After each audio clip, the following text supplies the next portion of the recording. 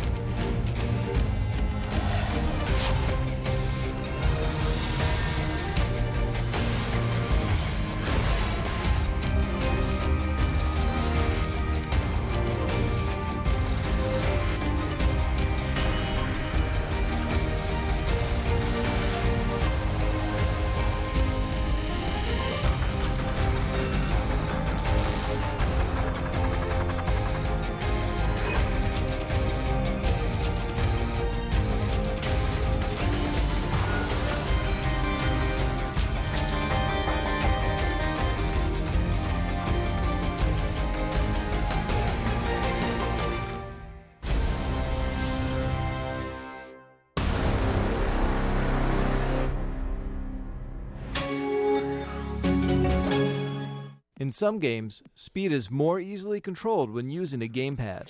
But what if you want the same functionality on a keyboard? Predator has done just this with our MagForce keys and linear switch technology. With 256 levels of pressure detection, you can gradually increase your movement in-game, which varies depending on how much the key is pressed. As long as your PC supports this function, simply open Predator Sense and enable the MagForce keys. There are 3 modes: linear, racing, and FPS. This function will give you greater control over the game while making movements and turning more intuitive.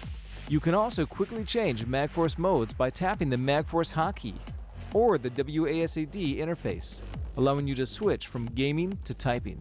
With typing mode enabled, you can set your own actuation point, choosing whether skills go off at either a light or a heavy press. Customize the settings to your own preference to perfect your skills in-game. With Predator, we will continue to adapt and evolve and provide you the latest innovations in gaming hardware.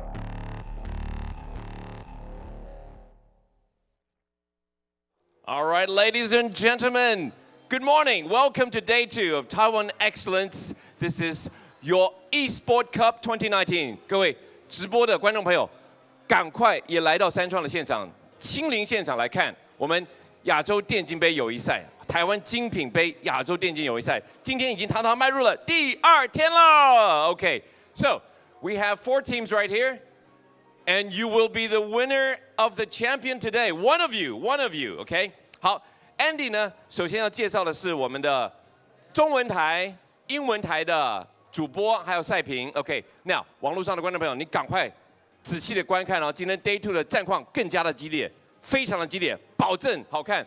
先介绍中文台，来，中文台的主播阿森，请挥手一下。嗨，阿森。阿生，我就直接跑过来问你一下，昨天赛事的重点，你觉得是什么？一句话、2句话？总结而言就是台湾队加油。面对到的是我们等一下第1名的队伍的话，我就相信这一场战斗会是非常的激烈的。尤其是在一开始是14名的战斗，我们第1场开始。OK， 好，我们阿生已经下了一个伏笔。Nia， 你昨天的观赛重点是什么？我觉得人人都有机会啦，因为这一次毕竟分数重算。搞不好台湾队可以上一个老式传奇，加油！好，台湾队加油，各队都加油。OK，now that was 中文台 ，OK， 中文台的主播还有赛评是阿森还有聂。接下来呢，我们来看看这边导播镜头来到了英文台。This is we have okay, good buddies 来，瑞峰 ，Philip say hello to everyone again. Day 2. Hello everyone, welcome to the Taiwan Excellence Cup Day 2. This is my partner Bang. And we will be the casters for today. Ben, say hi. Hi guys. Hi mom. 妈，我上电视了。Your mom is in Oklahoma. Yeah. How'd you know? Why are you giving away her location? Hi mom. Okay. Well, okay. Let's get straight to the point. Yeah. What was the key takeaway for yesterday? Well, you can't ignore that Team Malaysia Frostfire. They were the unpredictable team, and they came out unpredictable, winning all 4 games and winning against Lucid Dream and Brand Esports. Wow. So your Heima is Team Malaysia. My Heima is always going to be Team Taiwan. Okay. Let's explain Heima. Heima is the person you're vouching for. The dark horse. The dark horse, exactly. Yeah, exactly. I mean, like, we came into this thinking that we would see Team Thailand on top of the game and taking the lead into first place for the semifinals, but that's not the case today, and we're just completely blown away by this. Okay. Right. We each have our dark horse in here, and we'll find out if the dark horse wins today. Now, ladies and gentlemen, welcoming dark horse, Team Malaysia on stage. Come on, Malaysia! One team at a time. One team at a time.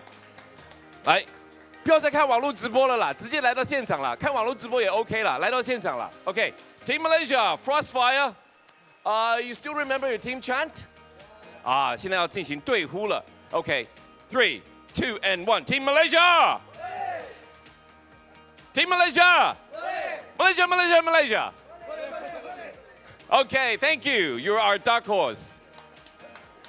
赛评主播都说，马来西亚队目前呢是最强的一个态势。我们今天会来看看他们是否维持昨天的一个气势。Now, ladies and gentlemen, who is sitting beside Team Malaysia? Team Taiwan. 来，台湾。对嘛，现场要掌声，对不对？来，掌声欢迎地主队、台湾队。这2队哦，就是今天第1场战事哦。来 ，Team Taiwan, sad story， 来对呼一下。台湾队，台湾队，台湾，谢谢，加油，台湾队加油！好，先预告一下，今天第1组的赛事呢，就是马来西亚对抗台湾，再来呢，第2组的赛事呢，就是菲律宾对抗泰国了。Now welcoming Team Philippines. Yeah. I always say this, it's more fun in the Philippines. Please, Team Philippines. Brand ESPORTS, all right. How was yesterday? Good? Okay, today will be better, right? Okay, Team Chen, Team Philippines. Team Philippines. Philippines. Very good, I like it. Okay. Now, ladies and gentlemen, 第2组的赛事呢是菲律宾对抗泰国 Team Thailand. Please welcome Team Thailand on stage. Sadika, please. All right, Team Thailand.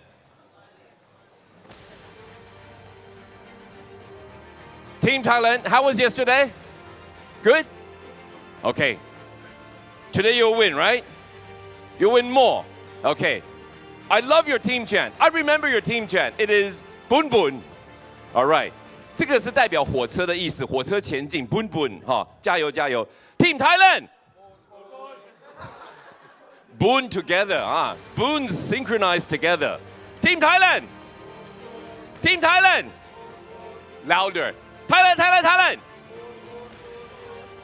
Thank you. Thank you. ขอบคุณครับ OK， 紧接着呢，马上要进行第一组的赛事了。第一组的赛事呢，就是 Team Malaysia, are you ready? Team Taiwan, are you ready?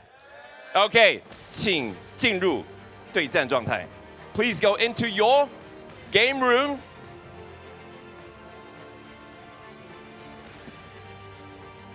OK， 他们进入对战室的时候 ，Andy 赶快来介绍赛制。来，我们请导播打出来赛制的部分。准决赛我们要进行16回合，第9回合的时候呢，会换攻守的一个区块。赛事赢得9回合的话，就是优胜者。如果16回合结束的时候呢，各取得8胜的话，哇，那就是僵局了嘛。那要进行僵局战。好，现在呢，我们看到各队呢已经进入到对战室了。这就是 Team Malaysia 马来西亚队 ，Team Taiwan 台湾队进入了这个对战室。好，他们正在开始设定设备，设定设备的这个部分呢，正在进行了。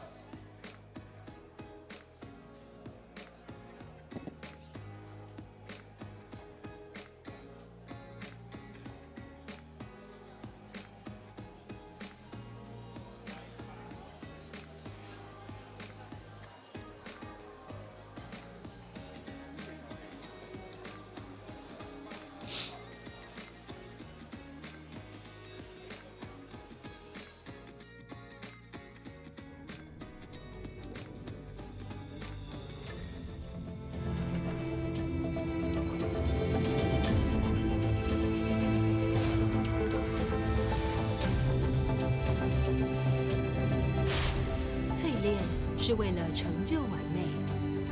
台湾精品。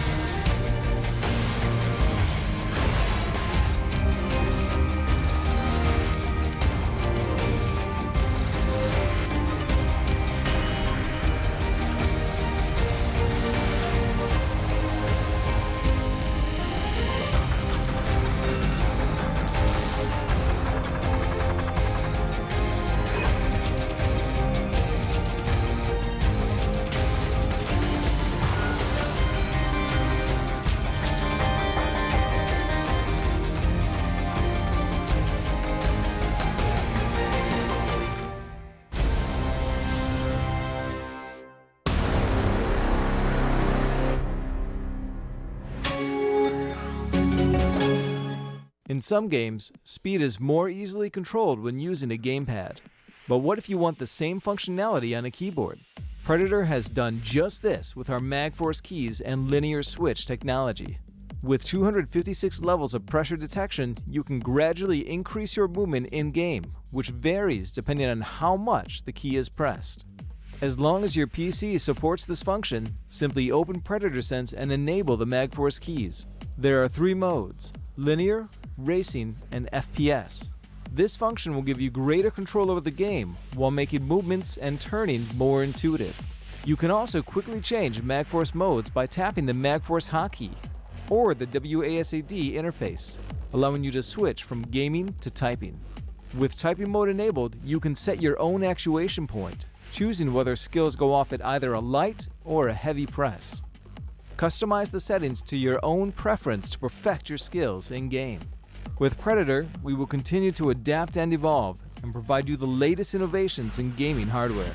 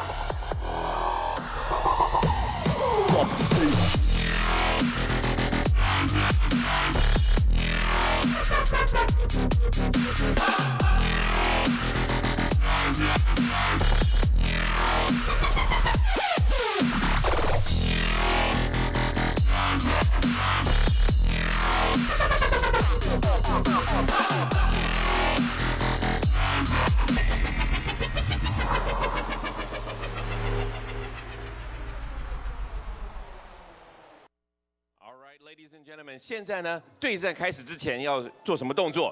千万不要忘记，就是要请队长出来编图。来 ，Team Leaders，Team Leaders please。好 ，Hi， 你好，握一下胜利之手 ，Shake your hands，Give me good luck 啊 ，Yeah，shake hands，good sportsmanship，very good。Now， 来，我们请看地图 ，Please take your pick. First, stone paper scissors to decide who goes first. Stone paper scissors， 剪刀石头布。I think you won. Is that the way the game goes? Of course you won. Come on. Okay, you pick first. Map spin. Take your pick. Touch it, touch it, touch it, touch it. Overpass. Overpass picked. Ben. Team Taiwan. Nuke. 核战. Ben.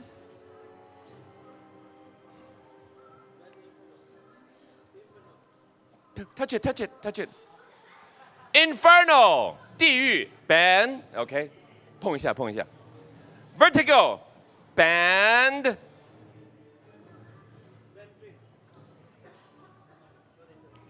band train OK train band now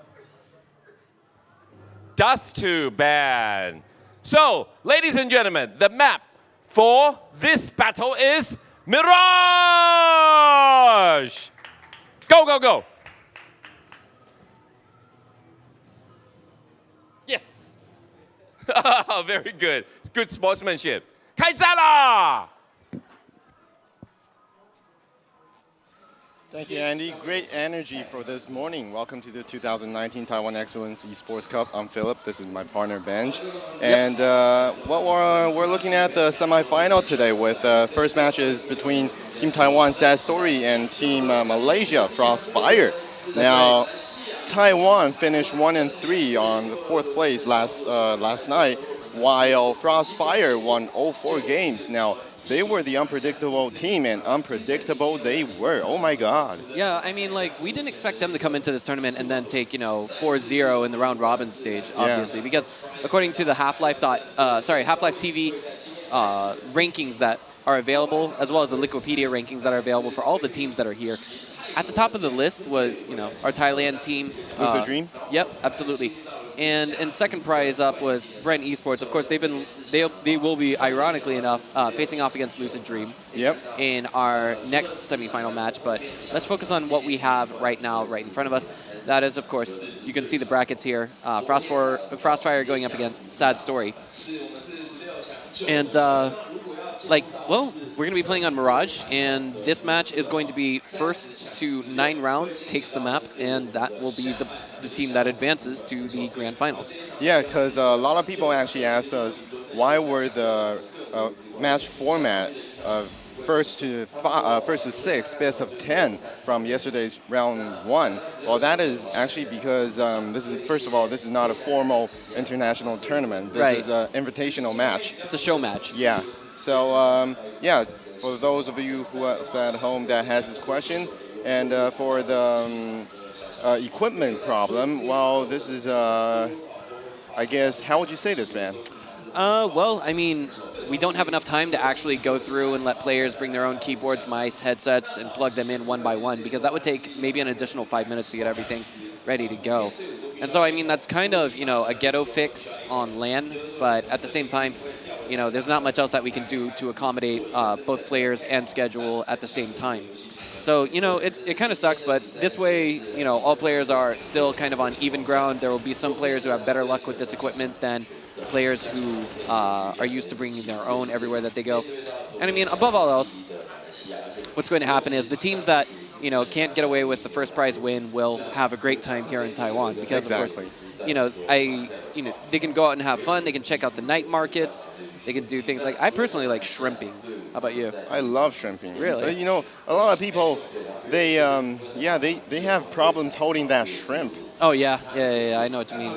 I use pliers to get the hook out of its mouth. I use tweezers to get the hook out of the shrimp's mouth. You gotta be a real man, like hold it like a man, like stare it down before you kill it. Yeah, but I mean, like their faces are like really sharp. They can stab you if you're not careful. It's like a needle sometimes, almost like a needle. So I mean, but bringing things back to today's match in particular, we can hear that the players are warming up in the server. trying to get used to everything and get ready for today's match. You know, on Mirage, what do you think the end score will be? 9-6, 9-3? I would take the middle ground, and I would say 9-5, because for Team Malaysia, Frostfire, they won all 4 matches yesterday and were called the dark horse by Andy, but I beg to differ. They are not dark horse at all. If you look at it, during last year's IESF World Championship, they actually finished in the top 8, and Taiwan stopped at in top 16. So if anything, they're a really good team, and they happen to be real good at the right time. Exactly. So here we have Crazy Face winning the knife round. I wouldn't be surprised to see them taking CT round or T round. I'm sorry, T side or CT side. But it looks like they chose to go with CT side, and now we're getting ready with the pistol round. My own personal thoughts are that we could see this end with 9-6, maybe 9-3, depending on the tempo. The thing that's really knocked us off in terms of balance, knocked our knowledge off, if you will, is the tournament format. Because yesterday it was first to 5. I'm sorry, first to 6 on the map. So that means, like, you know, you would see players doing things on the post-pistol round that they wouldn't ordinarily do. That is to say, round 2. They were doing things that they wouldn't ordinarily do in other tournaments. So when it comes to first to 9, what kind of strategy difference what can we expect? Just try your best to win every single round, basically. We didn't see a whole lot of eco rounds yesterday, and I think that's because of this particular format, not having a lot of economy to work with. But here comes the engagement. That was a very easy take from Frostfire coming in. Now that's going to be Crazy Face getting himself a double before he is immediately refragged. Sayoko gets one in the middle, gets a second to his name. Now it's all in Subby. He is shut down, and that is a good first round for Sad Story.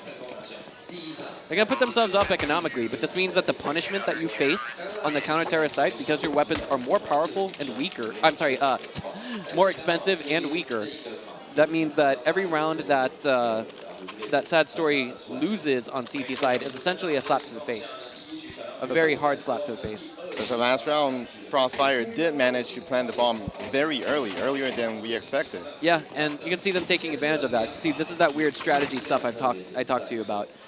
They got $2,700 off of that last round, and so a couple of players also managed to get kills, and with that, they're buying the SSGs, and they're going to be putting on some armor. So those are some upgraded rifles. They can scope in with them, plant a headshot, and then get a kill with it. See, Crazy Face is being abused by that right now, but they only have 2 of those rifles, 3 deagles, and 3 sets of armor, 2 of them on their riflemen. Now we're just playing by pick, essentially, coming from the Frostfire side of things. They're going to try and get a frag and then work a strategy off of that. And again, guys, the reason for this wonky tournament format is to try and get, we'll try to conclude the tournament in 2 days. In the future, if we have any more CSGO tournaments like this, we'll try our best to avoid this kind of format.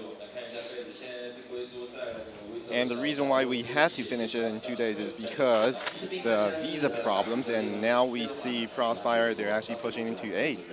Yep. So that's a nice rotate. They did a little bit of damage at middle, but here we have from ACAP, I think. He's in connector. No, I'm sorry, that's Iman. He's in connector. Here comes the execute. Sayoko makes a successful defense, is immediately punished by Achop after revealing his position, though. Perfectly normal. 4 versus 4 is the name of the game, but we've got a very slow rotation and a slow plant coming in. In fact, preventing that plant was pretty big from Big D. No pun on the name. Verity, it's going to take a little bit of damage. Iman will find Dark. Big D finds Subby. 3 versus 2. Now Crazy Face is going to get himself a double kill. No, I'm sorry. 1 to his name while Kazaf finishes off by Verity. The fuse coming in. This is a profitable round for the CT side.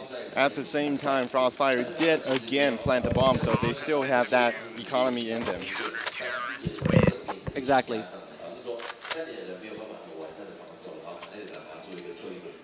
Apologies, guys. I do have allergies. It's okay. But, we all yeah. do have allergies. Yeah. I'm allergic to Philip.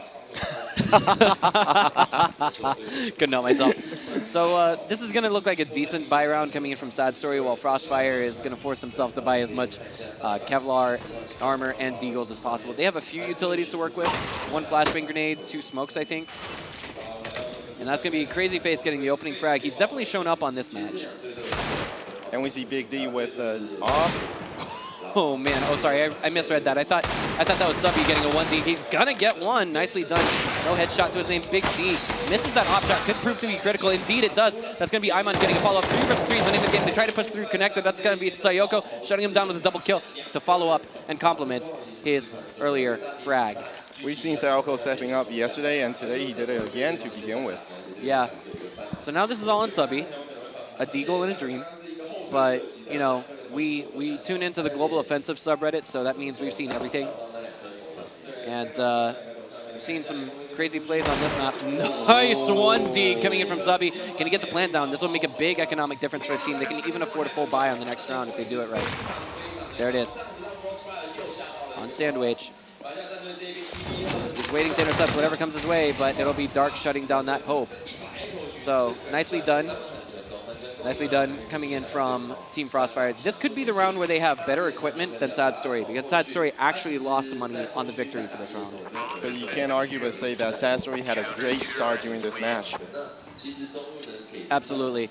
And so, I mean, like, one other thing I want to kind of add to something that complements this format, since every team is trying to get every single win that they can, every single round, we kind of see these weird sort of buys. Like, right now, we actually see that Sad Story has enough money for a full buy, but so too does Frostfire, and Frostfire has to take advantage of this.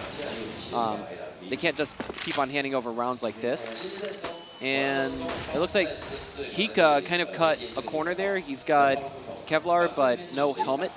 And he's got a Glock and an AWP. Respectable choice, but let's see if this works out for Team Frostfire on this round. Well, Hika is their designated opera, so we'll see what he got. Yeah, I mean, Big D, 1-for-1. The Oppers are both still alive on their teams. That's Crazy Face who falls, the player that showed up on this match. Now Big D is locked on the staircase. He's going to get shut down by Iman, and the push is coming in. The plant a little bit slow, but ACOP, Iman, and Hika seal the deal for Team Frostfire. Exactly like you said. Yeah. And now this is where we could see the CT side absolutely punished economically. You know, even though they won some of their rounds, a lot of their rounds actually, I don't think they had enough time to build up, you know, a massive bank, and that shows on this round. You can see it. Yeah. On the next round, they should be able to afford somewhat of a buy, but like not an amazing buy. Big stack on bomb site A right now, and this could work against Sad Story because they don't have all their manpower in the right place at the right time. Subby is going to find his opening kill onto Big D. Here comes that execute. The smoke on jungle. A little bit slow to get onto site. They don't want to overstep their grounds, but there's not much that Sad Story can do right now because they don't have the utilities to battle this. They don't have flashbang grenades. That is the Deagle coming in from Sayoko, trying to do work with it. Will find a connection, but not a kill with it. There we go. He found it, Sayoko, but he's turning away at the wrong time. Verity's going to abuse that, and Sayoko will go down. It's 2 versus 4 in the retake. Another Deagle connection, this time from Crazy Face. And now, for the time being, they choose to save their weapons. Totally respectable choice. And Frostfire, I think they know what kind of position they're in. They want to make their bank a little bit bigger. So this is round 5, and on round 9, we'll see Frostfire switch to the CT side.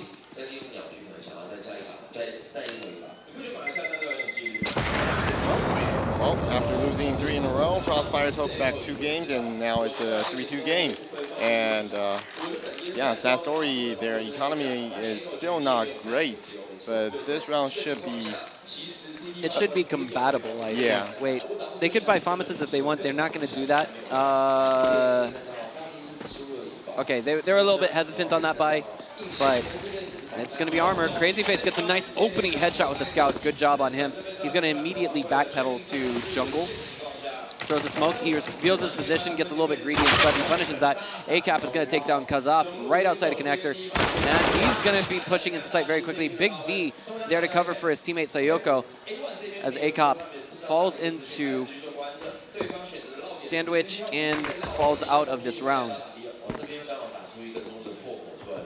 They decided not to actually execute on the bomb site A. Quick rotation now towards bomb site B. Subby, you know, we've got our last player here on bomb site B. It's dark. He can hear all the utilities coming in, but no one from Connect, no one from the apartments. Iman finds one. Subby's going to get shut down, and that's going to be a profitable round for Team Frostfire. Well, that was some missed opportunities because Dark was there the whole time and he fully saw them coming, but he cannot utilize, or he can't even do some trading.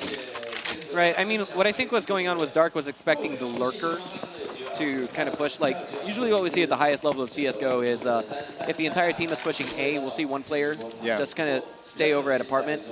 And he was expecting at least one player to come from apartments, but that never happened. So, Crossfire on top of their game, on top of their equipment, and it looks like Sad Story, actually they made the best of their economy on that last round. They didn't get greedy, so that's good on them. Now we see them with decent utilities, 3 M4s and an AUG bullpup. Back in the 1.6 days, we called it the bullpup. Now it's called the straight air AUG, I guess. But from Frostfire, 3 SSGs. That's potential one-hit kill weapons. Bit of an exchange of fire. Dark on top of Van. He's gonna get. I don't know about this push. I feel like this is a little bit aggressive, but he does put himself on top of the couch, which is, oh my. He could be in a lot of trouble. He's in a very heated spot, pun intended. This is not a rapid push, but it's going to be an execute for sure. Those utilities are going out, and they are just about ready to do it. They are very patient. 1-2 to his name. Dark shows up, and he's going to be able to drop out. Maybe he's spraying through the smoke. Doesn't find anything. Immediately drops it for an SSG. Good job on him. And Sad Story managed to make a hold, and now we find Frostfire in an awkward position with only 20 seconds on the clock. They are going to immediately, rapidly rotate the bomb site A. It could be doable, but all 3 of them are clumped up, and Sayoko is ready on Shadows. Also, we have our player with the AWP there on CT. That's Big D. Sayoko finds himself a double while Big D steals one for his name. Oh my, this looks almost like a perfect round for Sad Story. I mean, yeah, they didn't lose a single player. That allows them to stack up their economy. And even if they lose this round, they'll have money for the next round to buy something with. So this is the last round of the first half, and Frostfire are going to try and make it count.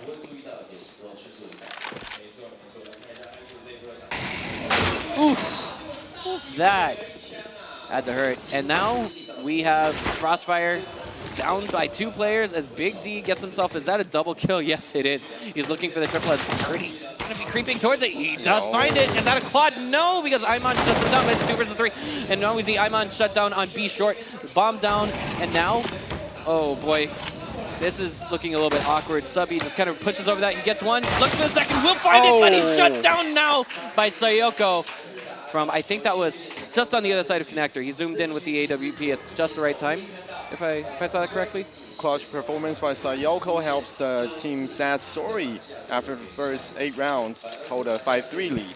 Yeah, that last round of the first half was not what I would call, beautiful Counter-Strike, but it was actually very, very good responsiveness from both sides, reflexive play, and both teams played their best on it, and well, that basically ends the first half, and now we are going into the second half with Sad Story on the Terra side and Frostfire on the CT side. Definitely a good game. By all means, by all means.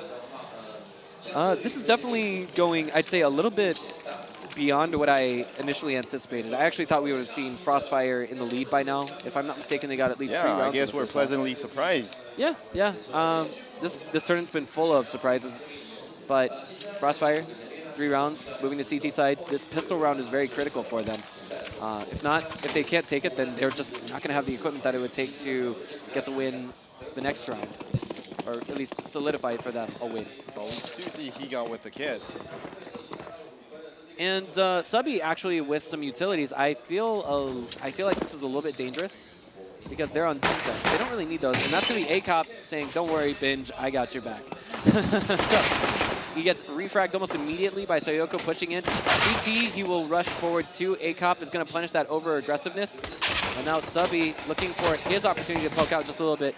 Playing against 2 players, not sure if he's entirely aware of this, but that's going to be Sad Story. Looking for the plant, coming very slow on this, actually. Now, getting dived on. That's going to be Amon finding Kazaf. The bomb is planted. Dark is there for a refrag, and now it's 2 versus 1. Frostfire definitely in a sticky position, sticky situation, and Dark shuts it out with a triple kill. Story is looking great today. That is right. Wow. This is going to be very difficult because now, in terms of wiggle room, Frostfire, if they lose the next 3 rounds, or just 3 rounds out of this half, then this match goes to Sad Story and they will advance to the grand finals. And you know what Crossfire told us? They're unpredictable in a way that they always lose on the map they choose and they always win on the maps others choose. That is true. That is true. I'm a little bit confused. Will we be having a third place, fourth place match today? Yes, we will. Yeah, before the championship match. Interesting. Okay. Yeah, that will be best to first to 16 match. Okay. First to 16. So the third place, fourth place, we first to 16? Yep. I'm looking forward to it. So that'll be back to standard rules. But speaking of standard, that is a very unstandard rush coming into bomb site B from B short.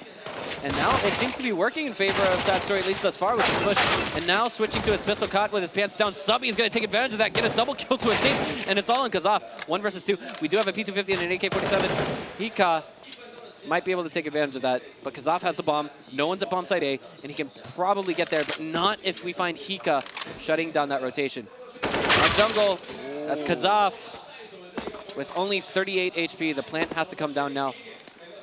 Amon looking for that position. He's going to be coming in from connector. Can we see Kazaf catch this? Yes! Caught him jumping. What a nice play. Indeed. Clutch effort, clutch by Sad Story today.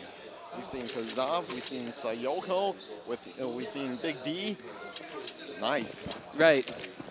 Hey, well, now Frostfire has a full buy in their hands, but they've got 2 rounds to work with, and they've got decent utilities. Not max utilities, but at the same time, we don't have Sad Story with max utilities either. In fact, they're kind of cutting corners on weapons. Kazaf, he had enough money for an AK, but he didn't want it. A-Cop getting the opening frag of the round. Bit of an aggressive push coming into the jungle. That's going to be Kazaf finding one to his name. Back to 4 versus 4. Hika going to be sneaking into the bomb site, but will get revealed and shut down. That's a Verity, and Hika finding himself a double. So now it looks like Frostfire have a breath of life in this tournament, as Big D is the last man standing for his team. But he did plant the bomb just in time. Okay, so now he could be waiting for the defuse. He can't get to position, and he's shut down as he tries to prevent that defuse. Well, we know at some time Crossfire is going to strike back, so this is not surprising at all. Absolutely. So this could have been basically the exact round they were looking for. Kazaf, without hesitation, went ahead and gave himself a full buy. His teammates are going to be doing the same thing as well.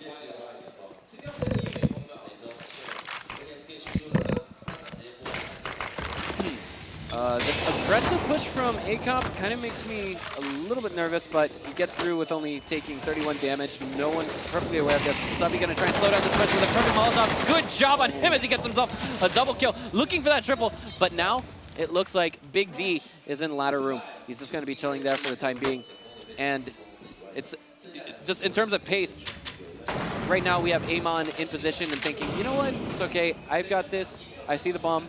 I'm sorry, Subby sees it. I saw Famas on him when he got the double kill, and now he's got an AK-47 in his hands. Big D manages to find Subby off of ladder room, if I saw that correctly. Amon gonna be finding Big D. It's all on Crazy Face with that deagle. He's in apartments. Not sure if he revealed his own position. He's getting lit right now from B short as A-Cop does work. Well, digging their way back, 5 rounds under their belt.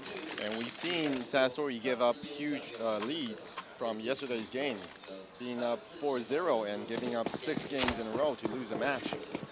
That is true, but you know, Sad Story, they're not out of this. They can still lose this. If they get one more round on the board, they're guaranteed overtime at the very least. And they're going to be playing for eco on this particular round. They said, okay, you know what? Like, maybe that wasn't the best idea last round. And besides that, they don't really have money to purchase AKs and what's the word I'm looking for? Complement those purchases with armor. And during yesterday's first round, playing against Frostfire, the 2 teams actually went to overtime, where Frostfire won 2-0. So it looks like this game is going to be a close one again. Yeah, I mean, this particular map, definitely. The opening kill there had me a little bit discerned. I thought maybe that we would see a push into connector and then bomb site A, but that didn't really happen. From underground, that's not really the most viable of strategies. You know, there's the old, I guess you'd say the old joke. No, I have the higher ground. Don't push me. You know. And for the time being, 5 AKs. Yep, sad wait, story. Pardon me, 5 AKs and an SSG. Well, 4 AKs and an SSG, Yeah. but close enough, close enough. 5 well-equipped players, and they've got a solid amount of utility, a decent amount of chance. Seven getting aggressive here, gets shut down. This could be the opener for Team Sad Story. This could be exactly what they've been looking for. I've already, oh no, they say lightning doesn't strike twice. He sees two of them, he's looking for a third, he's gonna be getting them both! Yes!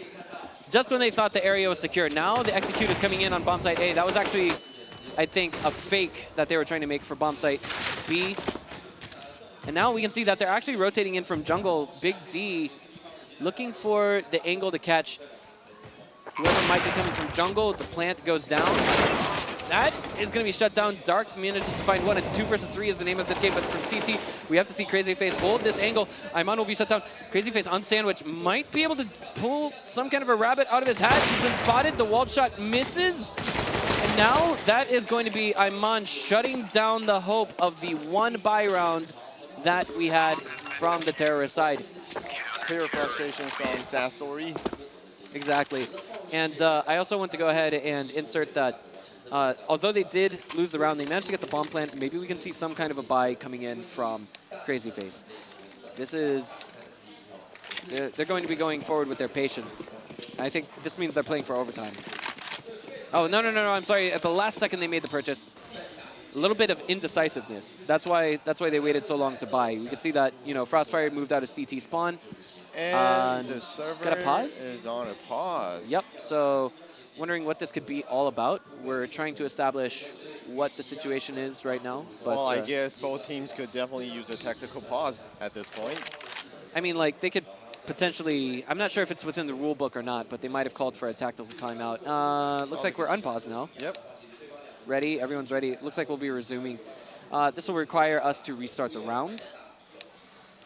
But for those of you just now tuning in, if it's best of 16, hang on.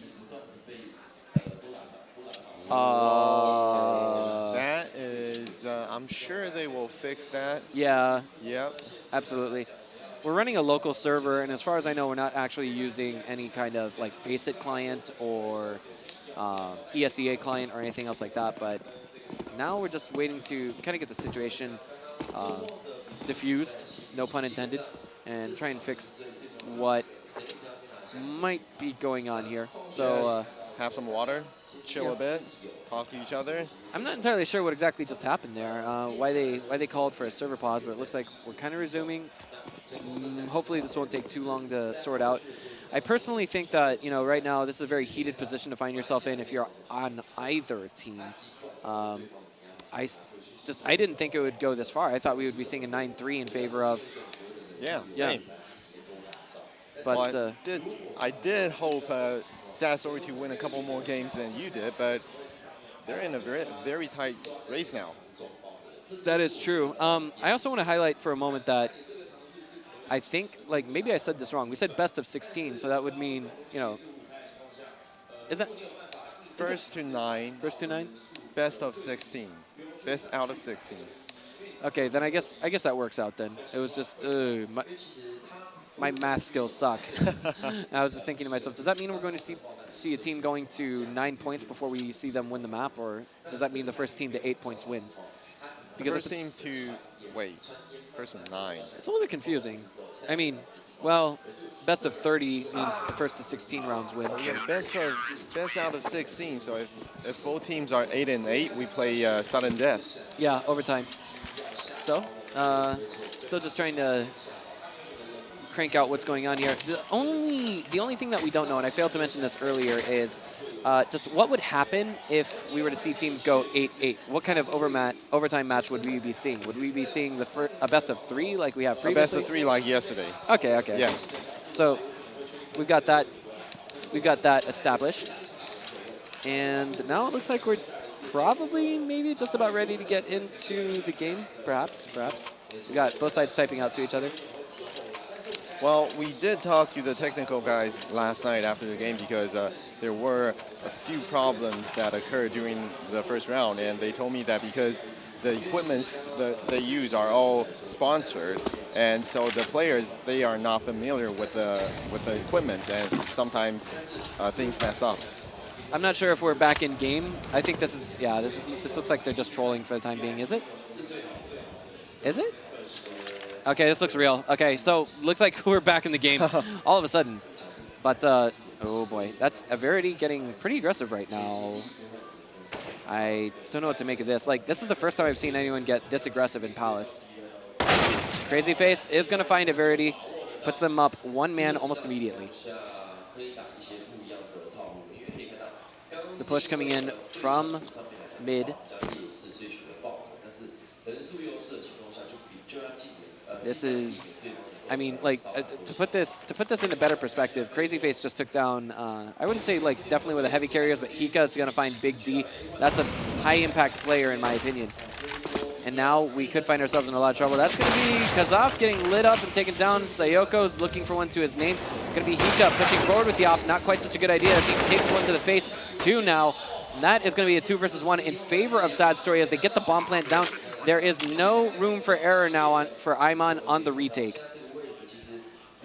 Right on top of the bomb. That's where we have Dark for the time being. Crazy Face is going to be over there in Sandwich. Or Lego, whichever you prefer to call it.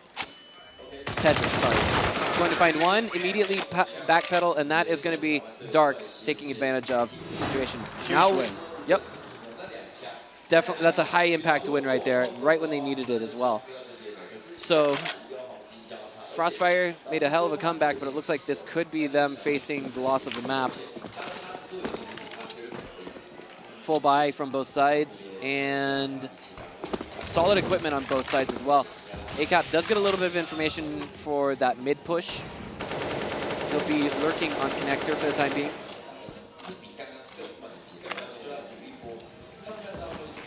Big stack for bomb site B via apartments right now, and no aggressive plays coming from the CT side, Frostfire.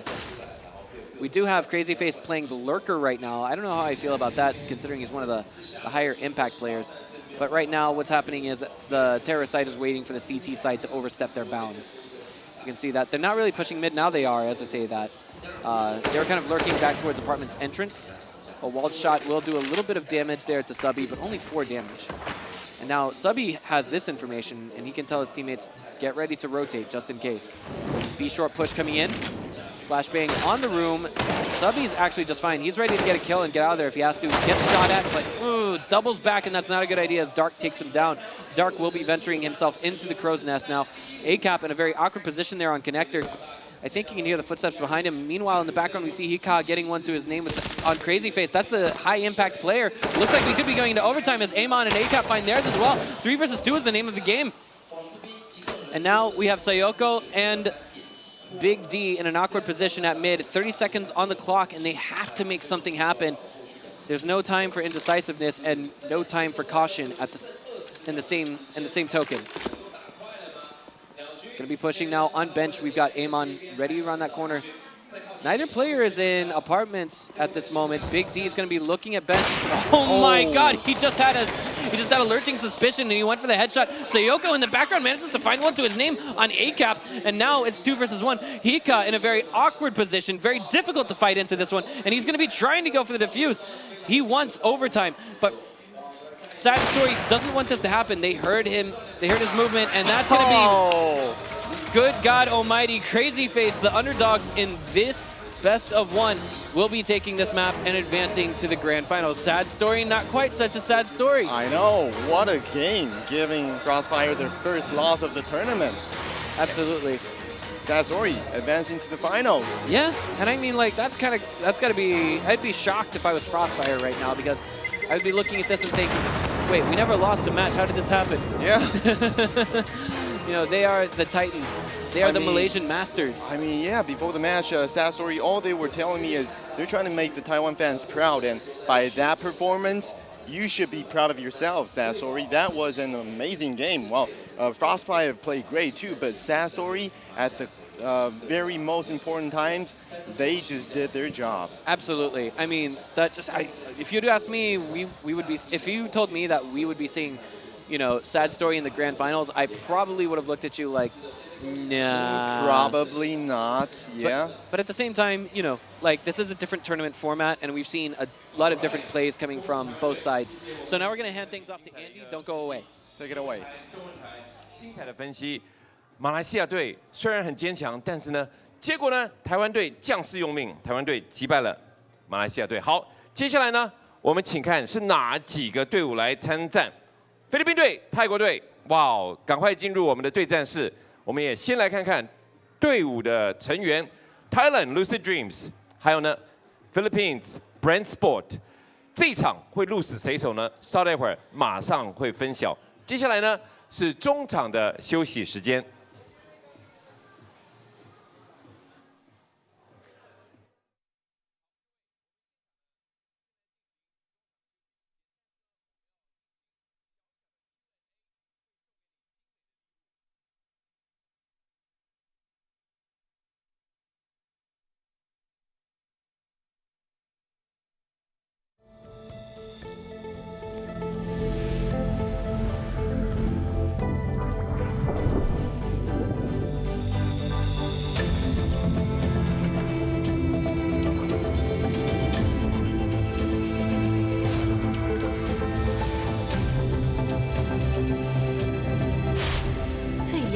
是为了成就完美。台湾精品。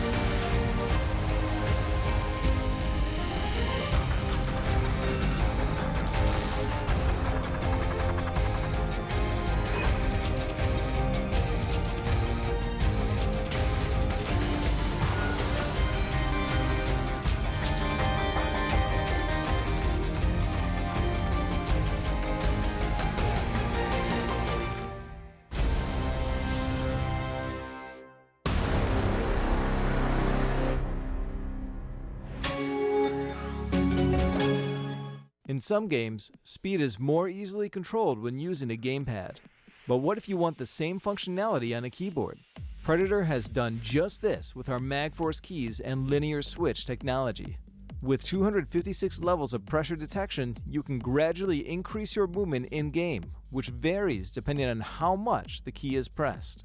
As long as your PC supports this function, simply open Predator Sense and enable the MagForce keys. There are 3 modes: linear, racing, and FPS. This function will give you greater control over the game while making movements and turning more intuitive. You can also quickly change MagForce modes by tapping the MagForce hotkey or the WASD interface, allowing you to switch from gaming to typing. With typing mode enabled, you can set your own actuation point, choosing whether skills go off at either a light or a heavy press. Customize the settings to your own preference to perfect your skills in-game. With Predator, we will continue to adapt and evolve and provide you the latest innovations in gaming hardware.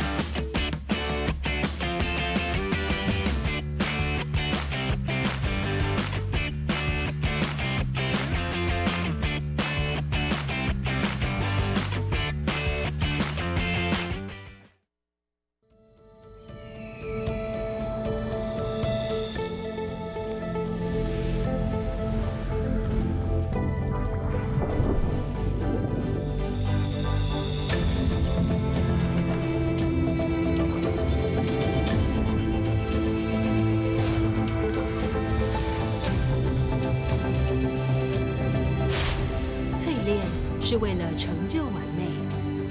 台湾精品。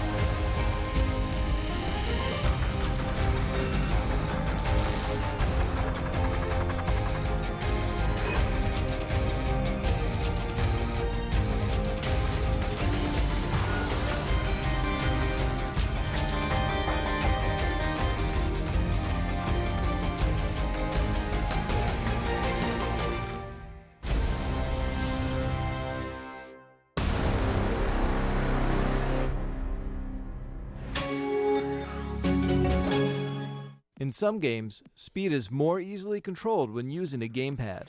But what if you want the same functionality on a keyboard? Predator has done just this with our MagForce keys and linear switch technology. With 256 levels of pressure detection, you can gradually increase your movement in-game, which varies depending on how much the key is pressed. As long as your PC supports this function, simply open Predator Sense and enable the MagForce keys. There are 3 modes: linear, racing, and FPS. This function will give you greater control over the game while making movements and turning more intuitive. You can also quickly change MagForce modes by tapping the MagForce hotkey or the WASD interface, allowing you to switch from gaming to typing. With typing mode enabled, you can set your own actuation point, choosing whether skills go off at either a light or a heavy press. Customize the settings to your own preference to perfect your skills in-game. With Predator, we will continue to adapt and evolve and provide you the latest innovations in gaming hardware.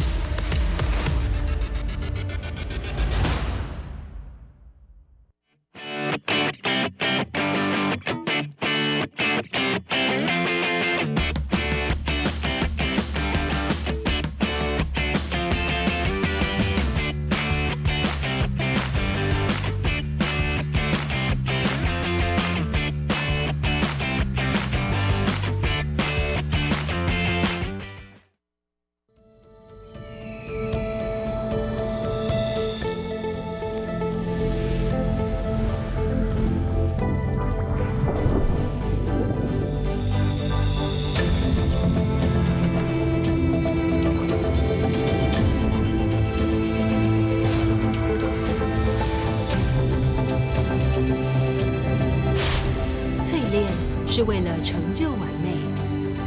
台湾精品。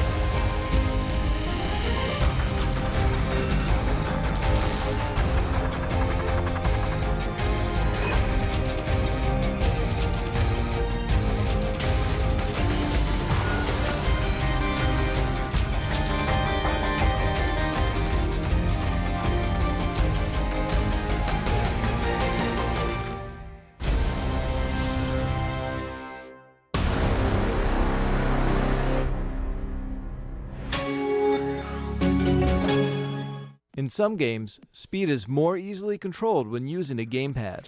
But what if you want the same functionality on a keyboard? Predator has done just this with our MagForce keys and linear switch technology.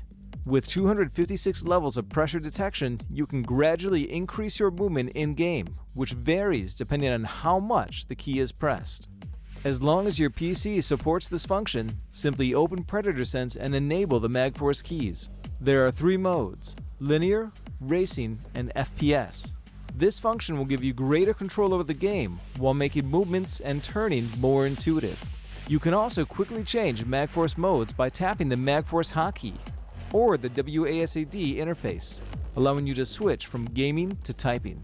With typing mode enabled, you can set your own actuation point, choosing whether skills go off at either a light or a heavy press. Customize the settings to your own preference to perfect your skills in-game. With Predator, we will continue to adapt and evolve and provide you the latest innovations in gaming hardware.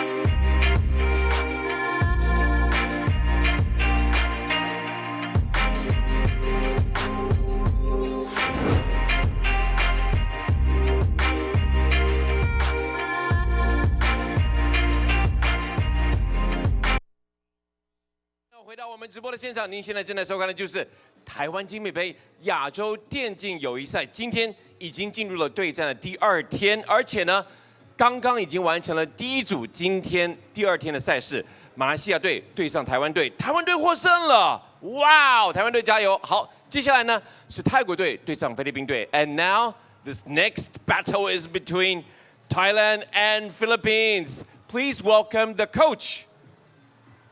Thank you. You have to pick the map. Welcome to this battle. All right, Sati Kap, welcome to the battle. Shake hands. And then we do stone, paper, scissors. Okay, now, do you know the game stone, paper, scissors? Yeah, okay. 3, 2, 1. 1, 2, 3. Okay, you want 1, 2, 3. You're the winner. You go first. Take your pick. Ban the map.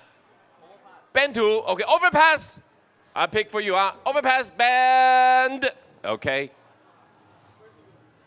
Vertigo, I help you, huh? Band. Okay, band. Nuke. Nobody likes nuke, huh? Nuke, band. Huh? Mirage.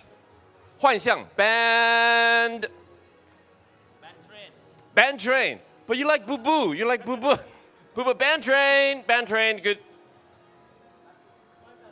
Band dust too. Oh, band dust too. Okay. Now what is left is Inferno. 地狱. And now the battle begins. Thank you. Thank you so much. Go, go, go. Thank you. Thank you, thank you. Okay, please return to your game room. 接下来呢，我们要把赛事呢交给中文台、英文台的赛评还有主播。Go, yeah. Thank you, Andy. Bang. Well, what we have here is Brand Esports and Lucid Dream. They faced each other yesterday during round 1, and Brand Esports won 6-4 on a train. But as we all know, that was the first 2 losses for Lucid Dream during yesterday's first round, who is widely considered as the best team. And after that, they won 2 in a row. And coming into today, do you expect they show their dominance? Honestly, I think this is one of those matches that we're kind of looking forward to the most, because I mentioned before that Brent Esports was supposed to play against our team from Thailand, Lucid Dream, and a different online qualifier tournament. But instead of playing against them, for some strange reason, they decided to forfeit. That was for a qualifier tournament to an Asia minor, if I recall correctly. And so we're about to get the knife round underway, I imagine, very shortly. But what I want to highlight is I kind of feel like in my heart, it's like 60% in favor of Lucid Dream and then 40% in favor of Brent Esports. So we'll just have to wait and see where things go. I'm thinking the end score will be 9-7, maybe 9-6 in favor of Lucid Dream. How about you? Well, for me, I agree with you, but we'll have to see how Lucid Dream performs. After all, they did quite surprise us yesterday by losing 2 games to begin with and then winning the last 2. And for Brand Esports, they've been relatively steady, winning 3 games during yesterday's 4-game span.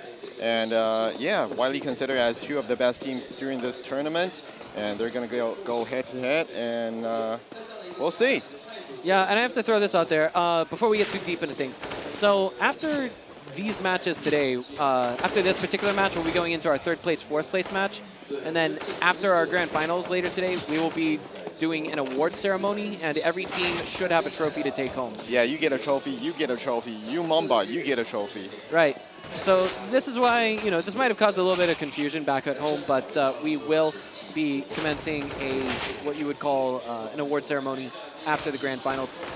Good news about the 3rd place, 4th place match. For those of you just now tuning in, it will be best of 30 standard format, just like matchmaking at the very least. And so too will the grand finals. However, our semifinals match, the one that is about to begin, will be the first team to reach 9 points, best of 16.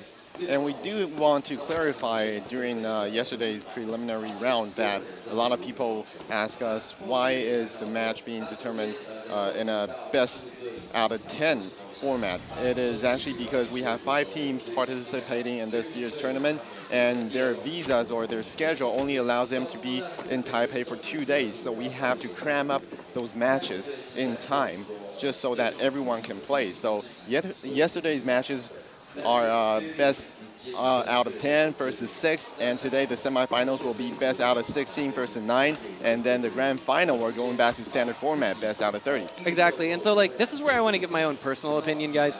I would absolutely love to cast as many best of 30s as I could, because we have more opportunities to see beautiful Counter-Strike. But the fact of the matter is, just due to time constraints, we're just not able to do it. Yesterday, I think we finished broadcasting after 8 o'clock in the evening. But today, if we go according to schedule, we should be finished before 3 o'clock. So, it kind of sucks that we have a day-and-a-half-long tournament when we have, this place rented out until later on in the evening, and we can't use that time to our fullest advantage. So, I'm sad. You guys are a little bit sad, but this is the best way that we can describe it. 2-day-long visa passes. Once the match is finished, everyone has to go home. And this is actually a beautiful place here in SYNTREND, Taipei City, and it's kind of like the technological center here in Taipei. And exactly. If you've never been here, you should come here. You should come visit here. Absolutely. I mean, pretty much every major electronics store has a store, or at least a corner store, here or in the neighboring building. This is the place to come to if you guys have to buy a notebook or a DIY computer, building your own computer, or a complete desktop. Even little things like GoPro PCs and, last but not least, smartphones and smartphone accessories. Yeah, I'm actually looking at the Apple Phone 5 over there. Really? Apple Yeah. phone? Oppo? Oppo? Apple. Okay, Apple okay, phone, gotcha. yeah. All right. Well, I was actually thinking, you know, I recently purchased myself a new Samsung phone, but I was a little bit disappointed with its streaming capabilities. But Wait, you can stream with your phone? yeah, I mean, it's 2019, bro. A lot of people do this. Dude. Like, even yeah. some phones can do 1080p, but not mine. I'm sorry, my phone can do 1080p, but it just can't do 1080p 60 frames per second. That's mind-blowing, man. I think maybe that could be, you know, the phone system's what is it, constraints? But there are, you know, like iPhone, they can do 60 frames per second 1080p, but oftentimes I've heard that they could crash doing that. So, you know, but like my reasons for buying smartphones are a little bit niche versus, you know, some other people would go. Hold up. You're talking about phone, dude. I thought you were talking about smart watches doing streams. Oh, no, I'm no, like, no, oh my no. God, are you kidding me? Yeah. And you're saying so matter-of-factly, like, it's 2019, bro. I'm like, what? I know. Yeah. Enough with the chit-chat. Now we have the knife round. Yep, and this will determine who is going to be starting on the CT side or the T side for our match on Inferno. This one previously was known as one of those heavier CT-sided maps. We're talking anywhere in the range of 70% win rate for the CT side. But it looks like we're going to be seeing Brent Esports getting away with the knife match, and with that, they can determine. I think we might have had a slight issue there. Borkum kind of died. I and know, then I respawned. saw that. I hope this doesn't result in technical issues. But here we are. That's going to give Brent Esports the right to choose whether they want CT side or T side, and that hopefully will work to their advantage. Well, before the tournament, everyone was saying Lucid Dream is the team to beat, and Lucid Dream agrees with everyone and actually calling out everyone, telling them to better be ready because they are coming for everyone. Right. So, you know, we have the standard best, well, I would say unstandard rather, best of 16, first team to win 9 rounds. So what we did see in our first semifinals matches, this still results in a little bit of wonky strategies, unusual strategies. Maybe we'll see that happen here, but Borkum getting the opening kill of the round onto Aquino with a nice headshot from Banana. Now it looks like Papi Chulo could be in trouble in apartments. In fact, he does get hit pretty hard there, and he's going to back off. I think he got walled. He got a walled headshot just now, so that's how he lost so little HP, even though it was a headshot. Olsen's going to find a return frag. 30 seconds later, Derek and Borkum combine to take down CBBK. Bombs planted, 3 versus 4. Here comes the push. Wannafly holding that corner at mid, doing quite nicely. And Borkum's going to be trying to enter from apartments while we got Wits from library and another from mid. I'm sorry, Archway. I'm sorry, 2 from library, no one's from Archway. There's going to be now Borkum down to 1 HP. PK gets himself a double kill. And Olsen taking down Borkum. Well, this is a very nice round, as it turns out, for Lucid Dream. They got the pistol round under their belt. They're already buying a lot of heavy hardware. And we can see that 2 players are ready to get up close and personal, make things really dirty with those MAC-10s. Banana defense. Just getting a peek and then moving back immediately. Lucid Dream says there's no rush. And I like this, I like this. So Lucid Dream being very patient. This is actually a very, I like this just based on the fact that, you know, they say, okay, so we've got the weapons, we've got the firepower, we just don't want to overextend. And they can wait. Wait, can they wait though? Maybe, but you can see Aquino, there he is. He wants to use that MAC-10, and he wants to get, you know, whatever $600 kills he can. CBBK will be finding Pro in the background. That's over at mid. Yeah. They got the 1 frag, but a big stack on bomb site B was spotted, so now we're going to be seeing Brent Esports rotating to it. They call the defense right, it looks like, thus far. They do have a lot of anti-entry utilities, and Lucid Dream looking for that opportunity. They don't have a lot of utilities, even though they actually have a lot of firepower. This could be a fake. 40 seconds remains on the clock. Still very possible to do a fake, but not very viable. But here we have a lot of information coming in from CBBK. He is aware that there's not a lot of people there. He's on A site. There it is, the fake. I called it! They are now rotating immediately after throwing in a flashbang to bomb site B, and they're going for the plant on bomb site A. Now Brand Esports are a little bit furious and a little bit confused, but it looks like they're going to try and, well, not so much confused. They're going to go ahead and try and save their weapons. That's why they're headed into the most obscure locations in the map right now. However, it looks like we're going to be having Papi Chulo getting a little bit greedy. Trying to duel a player with an SSG is not the best idea. So now, Lucid Dream going to be able to stack for a detonation win. I think that's, I forget how much money that is. $3,400. There we go, $3,400. So add that to everything you see on the right-hand side of your screen, and that's how much money we'll be seeing them get away with. And I guess with more rounds, there's more room to adjust and rest or step back and stuff.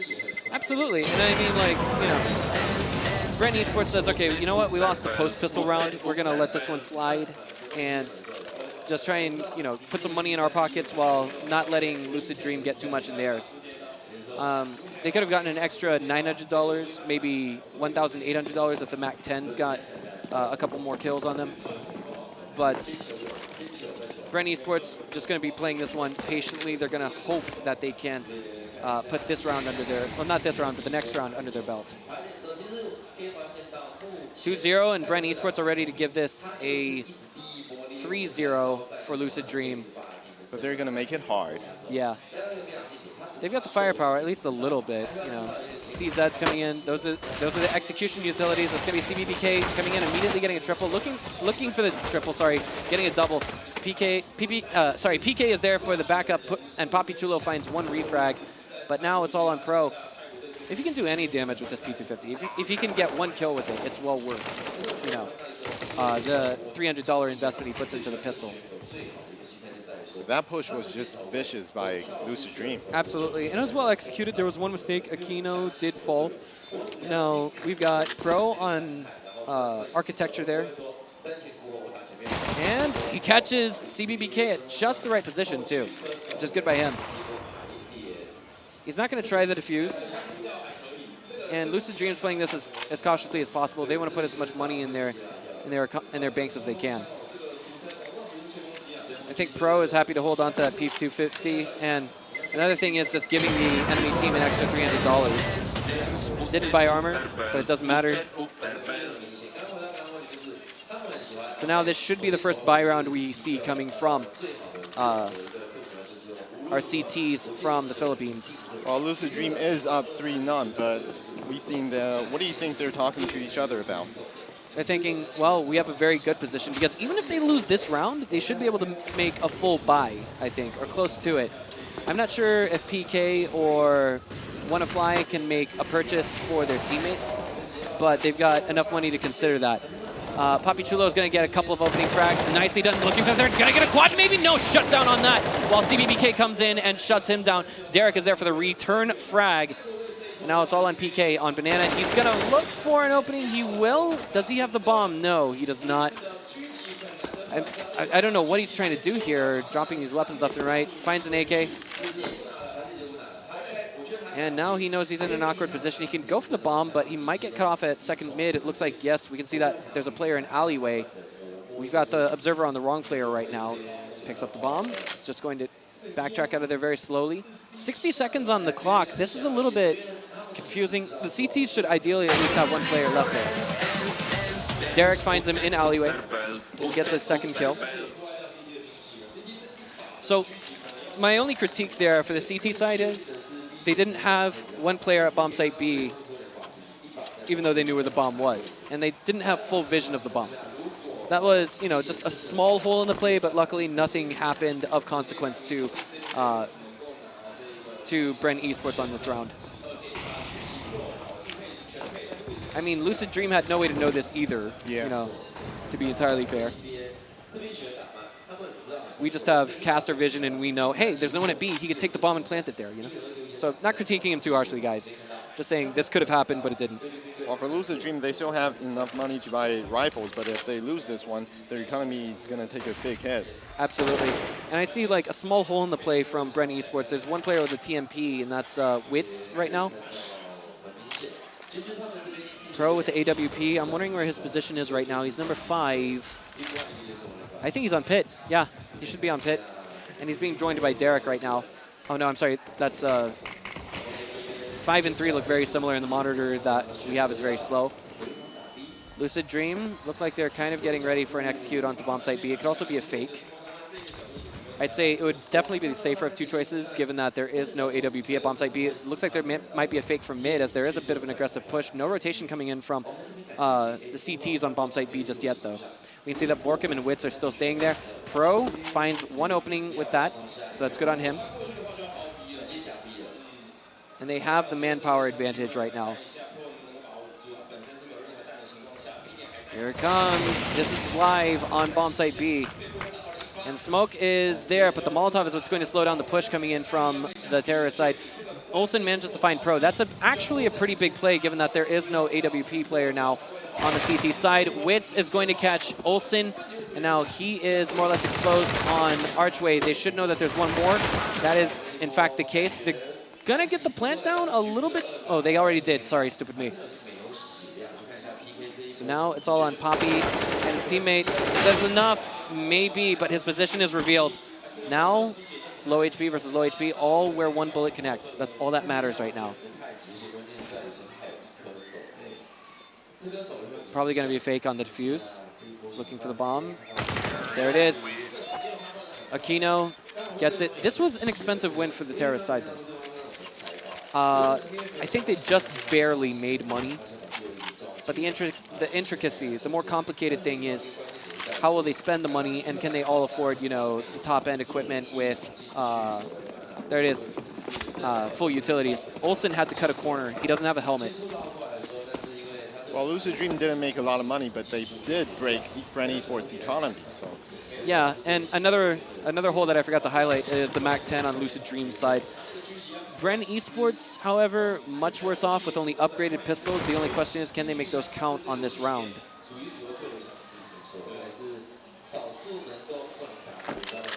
The setup that we have right now is mostly mid-heavy, a little bit towards apartments, but now we have the players kind of pushing a little bit towards Banana. And that is Derek pushed off of his position by the Molotov. That is going to be Papi Chulo shut down. CBBK making a bunch of noise, should reveal his position. And now we have Derek looking for the opening. There's a smoke. He's going to continue to blind fire through it. Pro finds one with a CZ, so that's good on him. Well invested, $700. Wits, I like that. I like that position. It's a little bit difficult to get to because you need to have a teammate boost you up there. But we do see a plant from the Brand Esports side, though. Yeah. And I mean, like, that got shut down, unfortunately. Pro is going to get himself a double kill with that AK-47. And now it looks like the retake is possible. They just have to play their cards right, make the bullets connect, and that's Wits shut down. That is going to be Borkum doing with the 5-7. It's 2 versus 1 now. PK is definitely in a very heated position. Typically, on the retake, this becomes much more difficult to defend, especially from PK's position. One advantage is that he has the armor in his hands. Pro and his teammate are there, but oh my god, this is going to reveal his position. Oh my goodness, shut down. PK is by Pro. So now the defuse might be possible. There's no kit. Oh boy, this one's going to be close. Grit your teeth. Ladies and gentlemen, does it happen? Oh my god, the last possible millisecond the defuse takes place. Bren Esports must be sweating in their booths. No, wait. Lucid Dream does not look happy at all. Absolutely. They did get the money for the plant, though, so that's good on them. They still got money for equipment. You can see that it's not, you know, top of the line. But from Brent Esports, they're very happy to get this win because it stacks up to their economy. The only question is, will they lose this round? And if they lose this round, they're in a lot of trouble. Nice start on the banana push. There's a Molotov coming in, and now looks like the terrorists might have no choice but to wait it out. As I say that, though, they throw down a smoke. And it looks like the Molotov is cleared for the time being. Okay, they decide not to execute on the bomb site B. Wise decision coming in from Lucid Dream.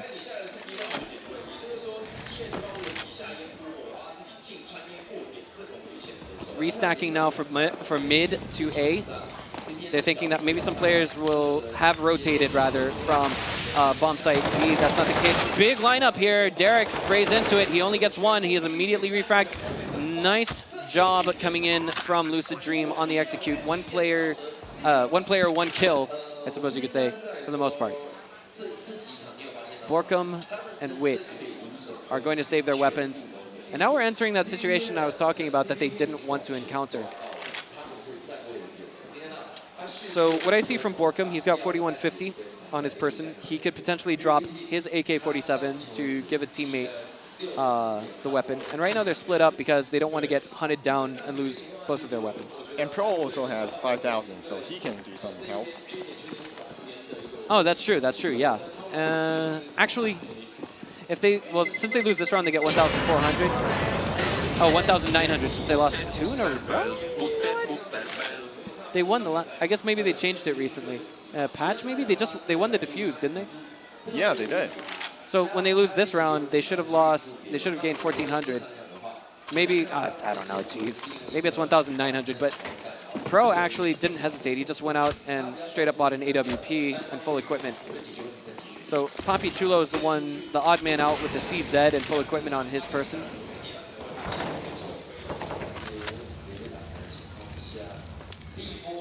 Here we are, big stack for bomb site B. Not quite so sure they want to move in just yet. Wits actually took a lot of damage there.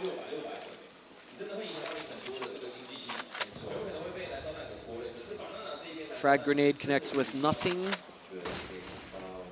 Derek trying to throw in an anti-entry utility. Olsen is here to try and make some noise and pull the attention of Brent Esports away from bomb site B. I'm not sure if this is a good idea or not. He's coming into just the right position.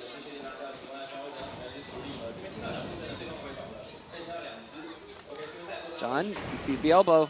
He knows what's coming his way. He can't hit it though. Him versus a CZ. Doesn't quite fall.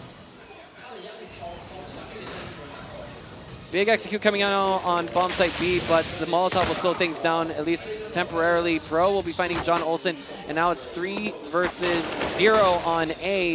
Meanwhile, the hold comes out somewhat solid for 2 players. Borkum getting a double to his name. He will be spotted now, and he manages to hold his ground.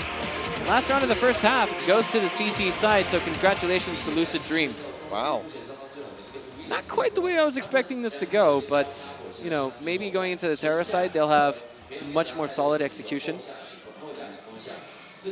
Definitely nice play from both teams so far. Absolutely. And I also want to highlight that, you know, new Inferno versus old Inferno, there's a big difference. IEM Katowice World Finals in 2016. Back then we were using old Inferno. And I remember it was the Brazilian team, Luminosity Gaming at the time.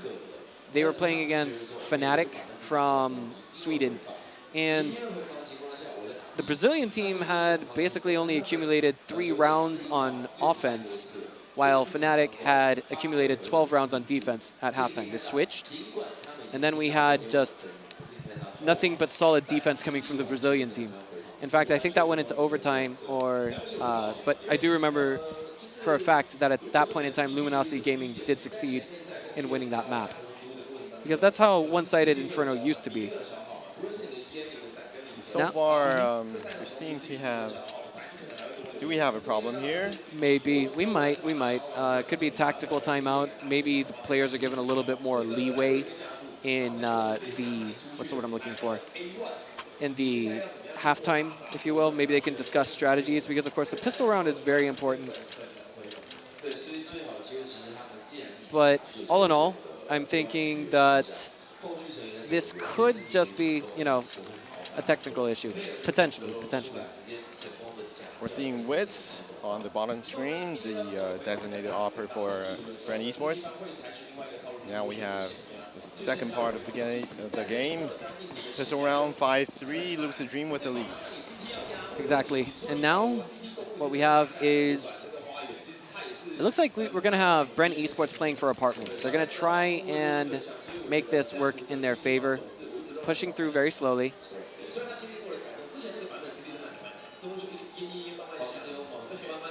Very, very slowly. They do have utilities on 2 of their players, though, so that might actually hurt them in the battles that are about to come up. They've been spotted, and now they're just going to push through this. Aquino waiting there on balcony. Now he doesn't see anything that he can hit because of the smoke. The players are jumping through. Olsen on top of it, it's a double kill. Aquino finds 1 to his name. Pro and Wits get 1 as well. Wits has to find another to even things out, and he will. That is, however, going to be a solid defense to Lucid Dream. Amazing. And this is not looking good for Bread and Esports. If they lose this match, they go straight to the third place, fourth place map, which will be best of 16. Sorry, best of 30. First to 16. Lucid Dream putting themselves in a solid position. They want these guys to feel some pain on this round since they purchased 4 TMPs and 1 M4. Yeah, up and close torture, eh? Absolutely. Meat grinders with 9mm bullets, $600 per kill reward. If we see an ace, if we were to see an ace, that would be one player who gets $3,000 to his name. They're trying to take this away. Exactly. Smoke to delay a push. But right now, you know, to be entirely honest, if you're on Brent Esports, you have zero information of what's going on Lucid Dream's team. Zero information. You don't know what kind of weapons they're using. You just know that they have enough utilities to hold you back until perhaps the last 40 seconds, 30 seconds. And for the last 2 games, Lucid Dream is actually doing a really good job of just staging their defense and not letting their opponents know what's going on. That is true. And now Olsen, he's in a forward position with an M4. I don't know how I feel about this. If he goes down first, that could be the M4 getting into the hands of the enemy team. Now that's PK, firing off 1 or 2 bullets. Nice fake coming in as they immediately rotate to go for bomb site B. This could just end up being 2 very hungry players on bomb site B. They only got 25 seconds left. Exactly, they have to execute. There's no faking now. They have to make this a live push. Smoke comes in, they try jumping through with a knife. I'm not sure what that is, but Papi Chulo manages to take down CBBK. Meanwhile, Wannafly gets himself a triple kill, maybe a quad even? No, just a triple. There was some of the awkward situation there, but his teammate took care of business. To be entirely honest, in situations where your opponent has armor and you only have a Glock, you may as well just use the knife at some points. In some situations. Like, your knife will do more damage than the Glock. Right click or left click, for that matter. Here we are, 4 AK-47s from Bren Esports, and they've got 2 rounds of wiggle room. Meanwhile, Lucid Dream, they still have 2 TMPs on their side of things. Not quite the best in terms of firepower, but now we have quite a few, what's the word I'm looking for, utilities from both sides. I think maybe on paper it looks like they're about even, but I'd say that Brent Esports has slightly more to work with. Flashbang coming out, no, smoke. PK is going to go sneaking through that, trying to find a target, but Aquino is going to tell him, there's nothing here, don't worry about it. Another fake. As we can see, there's a big rotate going towards Banana, but the bomb is not going with them. Brent Esports is looking for that first kill, and then they are going to act off of it. Could this be another fake? Possibly. There's more than enough time for it. 50 seconds remaining on the clock, but it looks like this could be live since all 5 players are headed there right now. Here we are. Smoke going in. Another smoke defensive coming in. Molotov to slow down the push. CBBK in an awkward position, but there it is, the fake.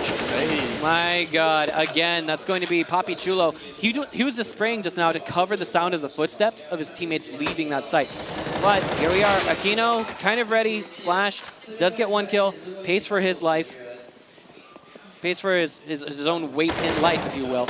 Olsen getting 1, 2 to his name, looking for the third, but he's only got 13 HP. Kind of pre-firing the corners here, 1 HP, and Olsen gets himself a third. And that is going to be CBBK getting another to his name. Match point we see Lucid Dream going to, while Brent Esports. Wonderful defense there, and yes, the backup came just in time. Yeah, Brent Esports is on the verge of defeat.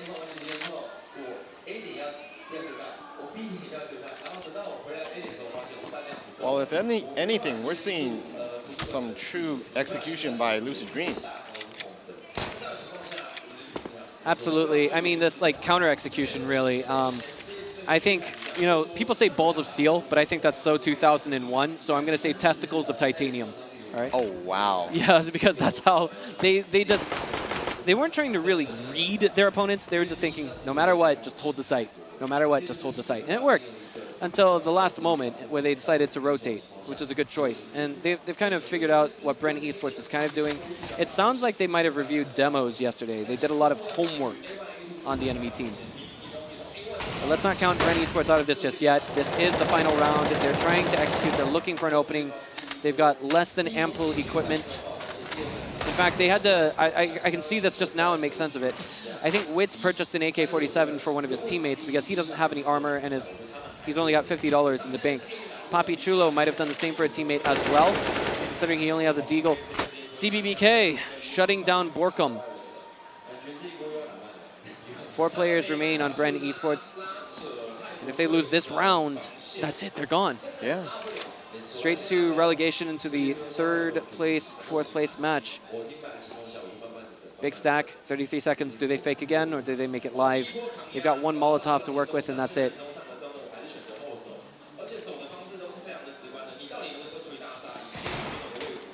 PK finds 1. No room for the refrag as PK gets a double kill to his name. Olsen finds 1.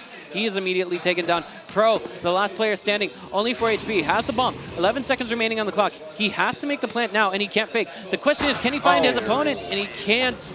That is going to be Lucid Dream advancing to the grand finals. And Brand Esports will be facing off against Frostfire in the 3rd place, 4th place match. Brand Esports tried their best. Lucid Dream took it and punched right back. That is absolutely right. I mean, I'd say that basically went the way that we thought it would. Yeah. You know, on paper, like, you know, we always said before, Lucid Dream is that team that has to show up. Exactly. They're the strongest team here, and now they're going to the place that they deserve to go to, at least in the very beginning. Took a little detour, but they are there now. Exactly, exactly. Yeah. And for Brand Esports, well, you got to give them credit for trying. Yeah. So here we are with the brackets. We can see Lucid Dream will be facing off against Sad Story, while we have Frostfire facing off against Brand Esports. So, I did not expect Team Taiwan to be in the finals, but good for them. They played a great game against Frostfire. that is absolutely right. And now this is going to be an excellent best of 16. We'll be getting to that later, but first what we want to do is we're gonna hand things over to our stage host Andy in just a few seconds. Yeah, Andy in just a few seconds. And yeah, Team Taiwan against the top 5 team in Asia, Lucid Dream. Now we're going to be looking forward to that match. Absolutely. Who do you think is going to take the championship? Lucid Dream? Well, my mind tells me, wait, my mind tells me Lucid Dream, my heart tells me Team Taiwan. I feel exactly the same way. You know, I came here for esports in the beginning as well. Yeah. And, you know, that was me 5 years ago. I've always cheered on the Taiwanese teams, but we have to be real, and this is a David versus Goliath sort of Exactly. match. Just look at Taiwan's name, Sad Story. They've been going through tough times from the beginning with the Counter-Strike environment in Taiwan, and now they have a chance to make the Taiwanese fans proud and let a lot more people get to know them. But it's not going to be easy. Andy, take it away. 登场了，我们现在稍作休息一下，平复一下心情。下午几点钟进行总决赛呢？下午的1点50分准时进行祭奠赛，然后再来就是冠亚军赛了，然后就要产生冠军了，耶！1点50分回到我们台湾精品杯亚洲电竞友谊赛的现场。Don't go away, be right back.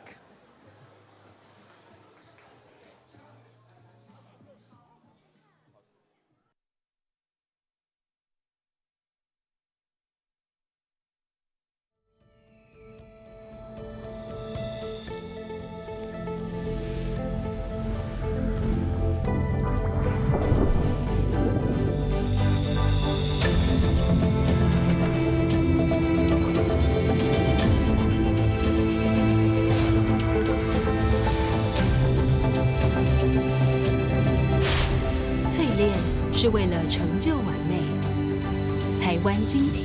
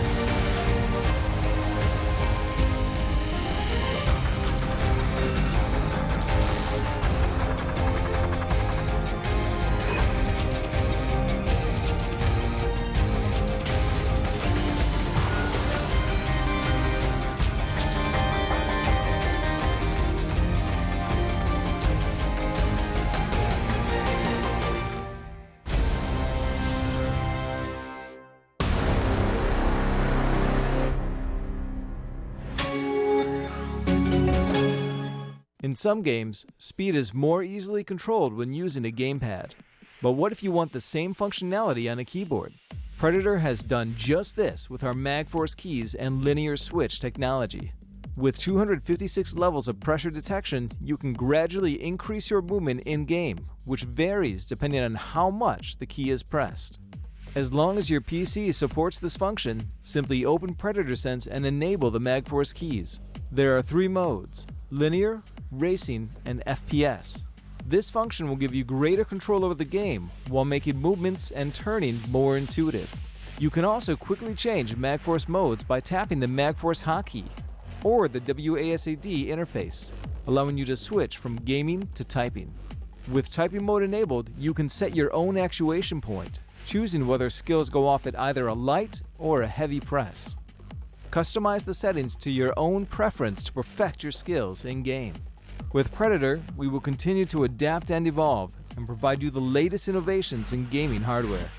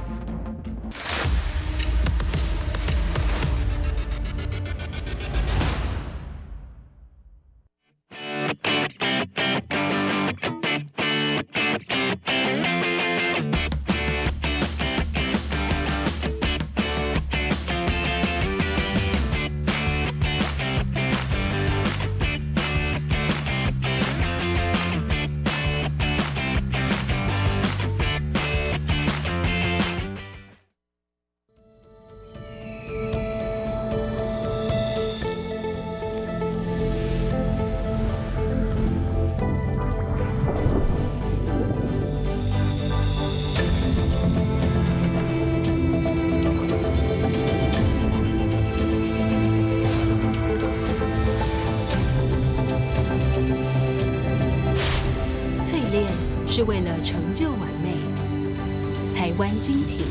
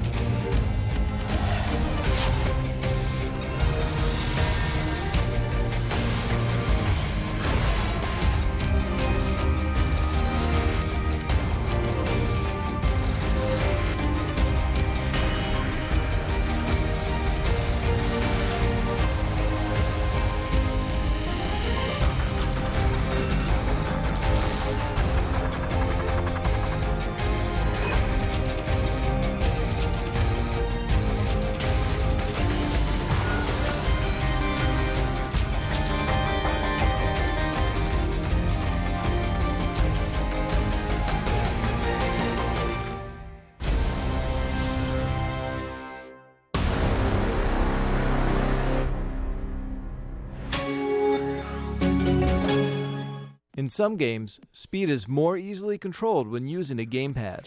But what if you want the same functionality on a keyboard? Predator has done just this with our MagForce keys and linear switch technology. With 256 levels of pressure detection, you can gradually increase your movement in-game, which varies depending on how much the key is pressed. As long as your PC supports this function, simply open Predator Sense and enable the MagForce keys. There are 3 modes: linear, racing, and FPS. This function will give you greater control over the game while making movements and turning more intuitive. You can also quickly change MagForce modes by tapping the MagForce hotkey or the WASD interface, allowing you to switch from gaming to typing.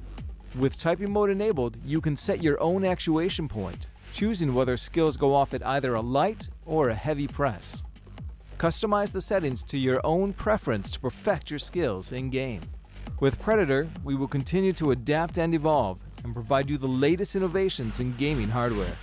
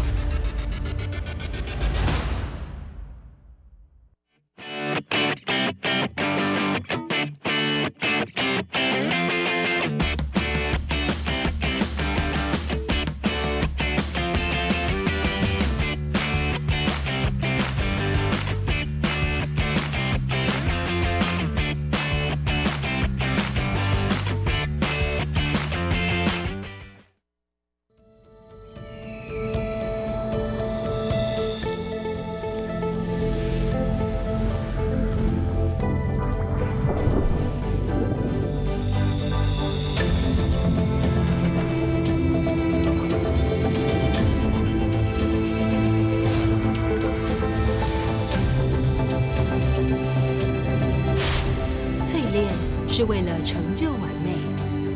台湾精品。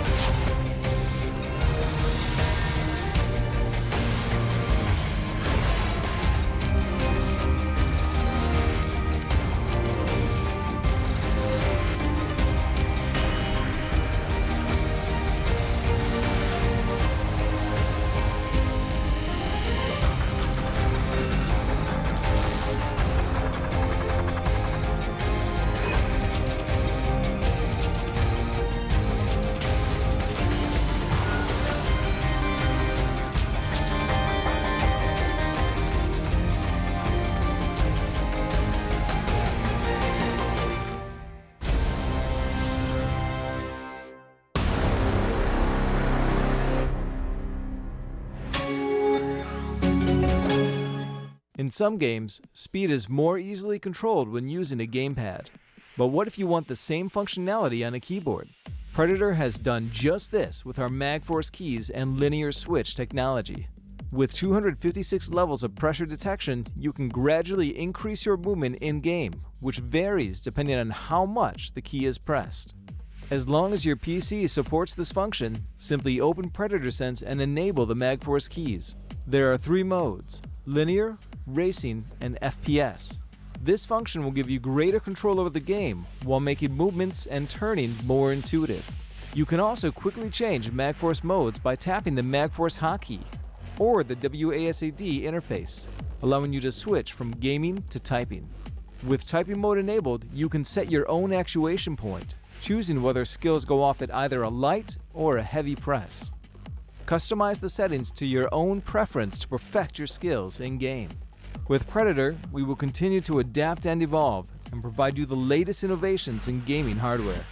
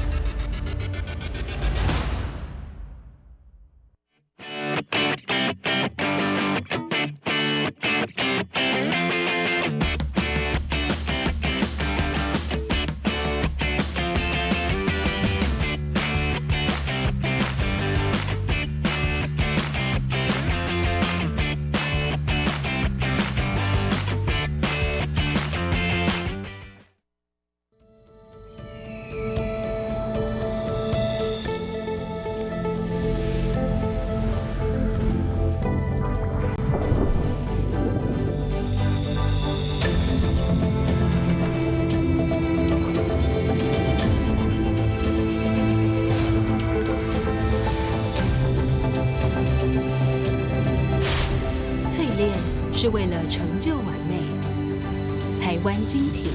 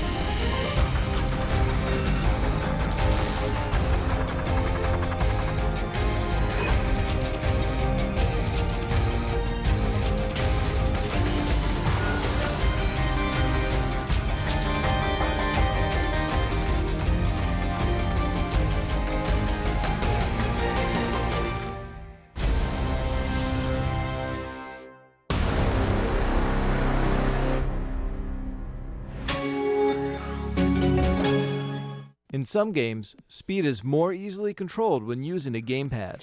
But what if you want the same functionality on a keyboard? Predator has done just this with our MagForce keys and linear switch technology. With 256 levels of pressure detection, you can gradually increase your movement in-game, which varies depending on how much the key is pressed. As long as your PC supports this function, simply open Predator Sense and enable the MagForce keys. There are 3 modes: linear, racing, and FPS. This function will give you greater control over the game while making movements and turning more intuitive. You can also quickly change MagForce modes by tapping the MagForce hotkey or the WASD interface, allowing you to switch from gaming to typing. With typing mode enabled, you can set your own actuation point, choosing whether skills go off at either a light or a heavy press. Customize the settings to your own preference to perfect your skills in-game. With Predator, we will continue to adapt and evolve and provide you the latest innovations in gaming hardware.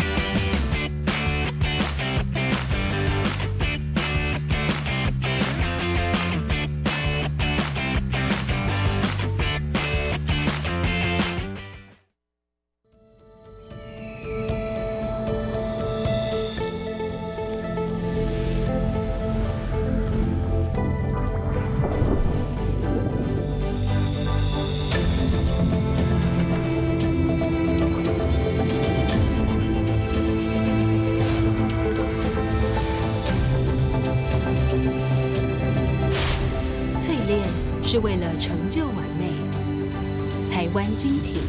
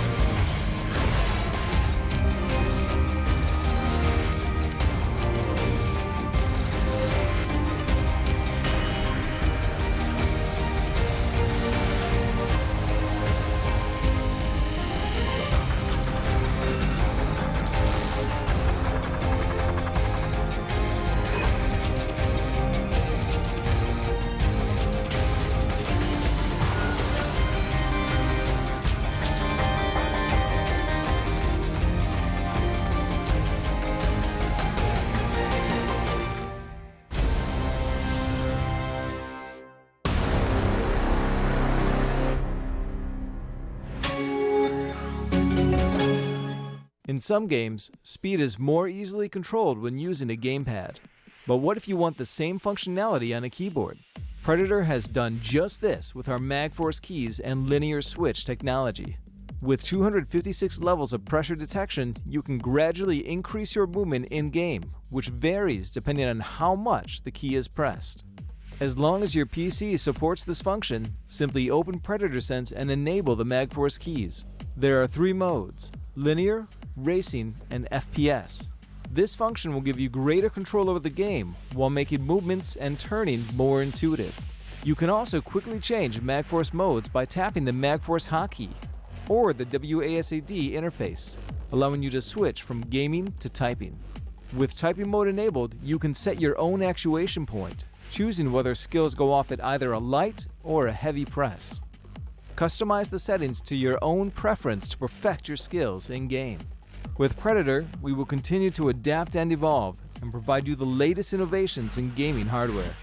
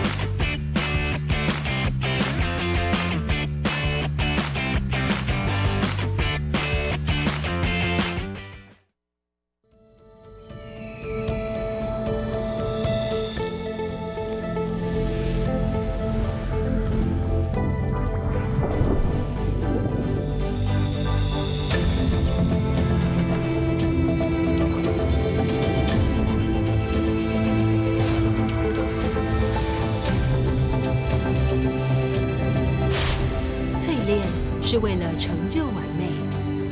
台湾精品。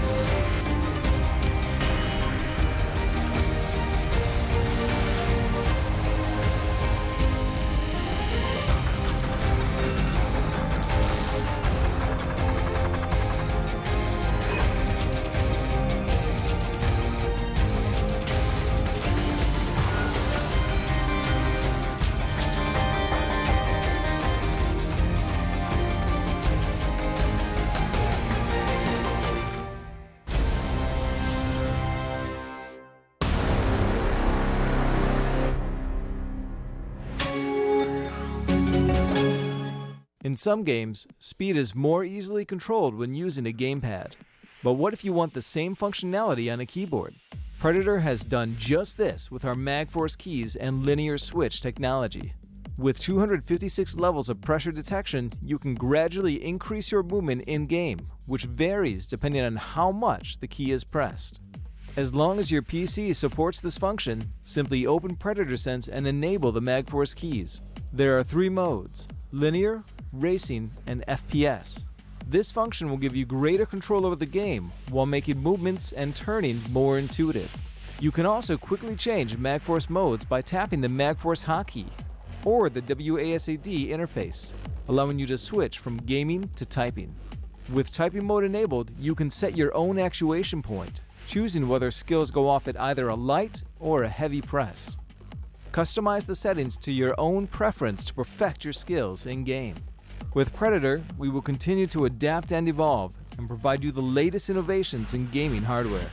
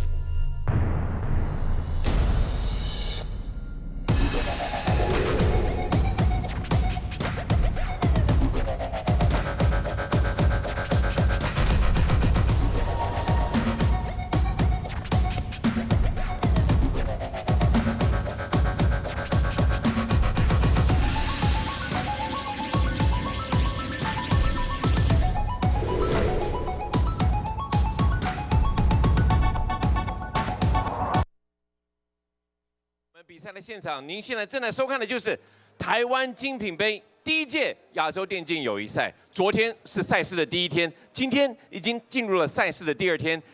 好，欢迎回到我们比赛的现场，各位网络直播的观众朋友，还有SYNTREND现场的观众朋友。马上要进入的是什么呢？总决赛了。昨天是预赛，今天早上是决赛，然后呢，接下来马上进入总决赛了。好，先来回顾一下今天早上的状况。今天早上呢是马来西亚队对台湾队。接下来呢，我们就请主播还有赛评来稍微讲评一下马来西亚队对台湾队。嗨 ，Andy 又来了，讲评一下2句话，来，重点。马来西亚队对台湾队，刚刚台湾队有把握得到大部分的枪法发挥，我觉得是非常的棒的一件事情。OK， 你呢？刚刚讲了马来西亚队嘛，那我们讲到说，泰国队，接下来泰国队跟台湾队两队，其实在前面的表现来讲的话是越来越好，尤其是泰国队，相信待会下午的冠亚军赛，我觉得泰国队可能会发挥一些超强的表现。我做个总结，你看好泰国队？好 ，OK， 谢谢。再来，菲律宾对泰国队，今天早上的赛事呢 ，Andy 来到了英文主播台来访问的是我们瑞丰还有斌哥。What do you think of the game this morning between Philippines and Thailand? Well, Team Thailand lost 2 games in a row to begin with in the first round yesterday, but after that, they kind of showed their dominance. The top 5 team in Asia, 66th team in the world, and this morning we saw exactly what they got, the win. Okay. How are the cards stacking up? How are the cards stacking up? Oh boy. Well, here we are in the 3rd place, 4th place match. Yep. To be entirely honest, you know, we've got Team Thailand going to the grand finals, which is pretty much what we had anticipated. We didn't really see, you know, we didn't think that we would see Team Taiwan going to the grand finals, but they are nonetheless. And now we are going to be broadcasting the match between Team Malaysia and, you know, their opponent, Team Philippines, which basically I think this kind of ended the way we kind of expected with the team from the Philippines, SYNTREND ESPORTS. But all in all, I'm a little bit surprised to see Team Frostfire here with their performance, their unstoppable performance yesterday. Okay, let's see if they're unstoppable today and right now. 接下来呢，各位观众朋友，我们来看看我们季电军赛的动画。来，季电军赛就是 Malaysia and Philippines, Malaysia's Frostfire and Philippines SYNTREND ESPORTS. 来 let's welcome the leaders for the ban of the map. Please welcome.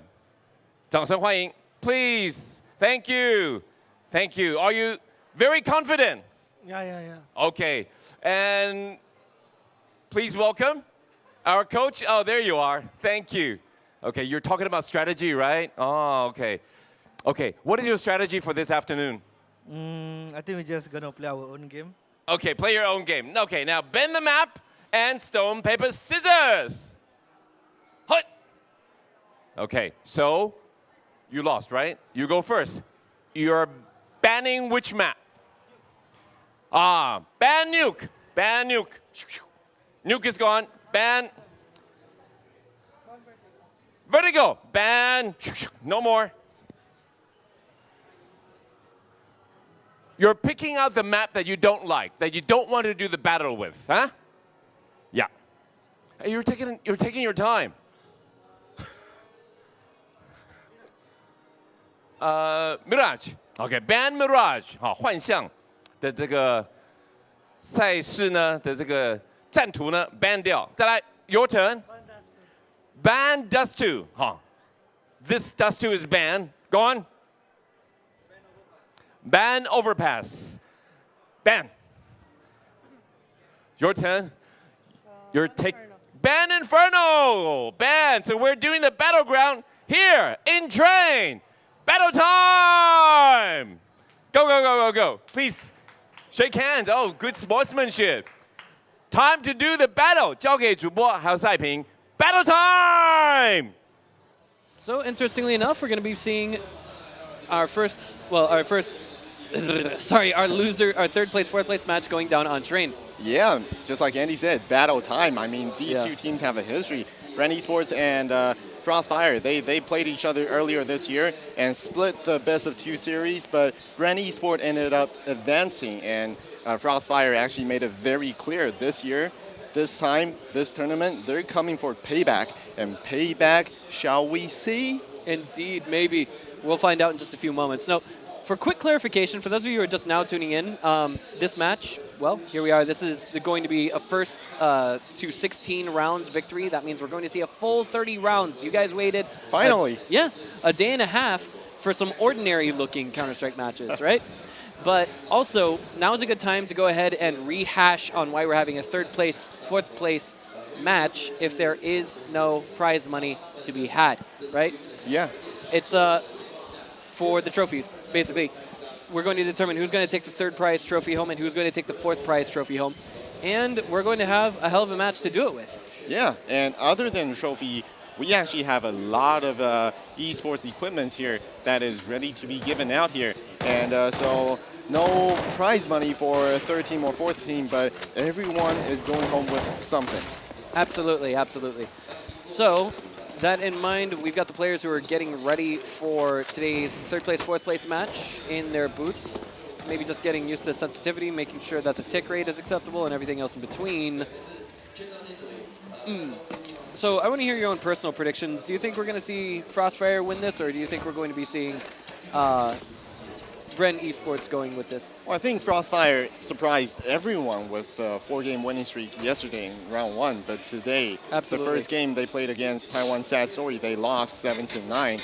And I think, well, when it comes to Frostfire, they said it themselves. They are an unpredictable team.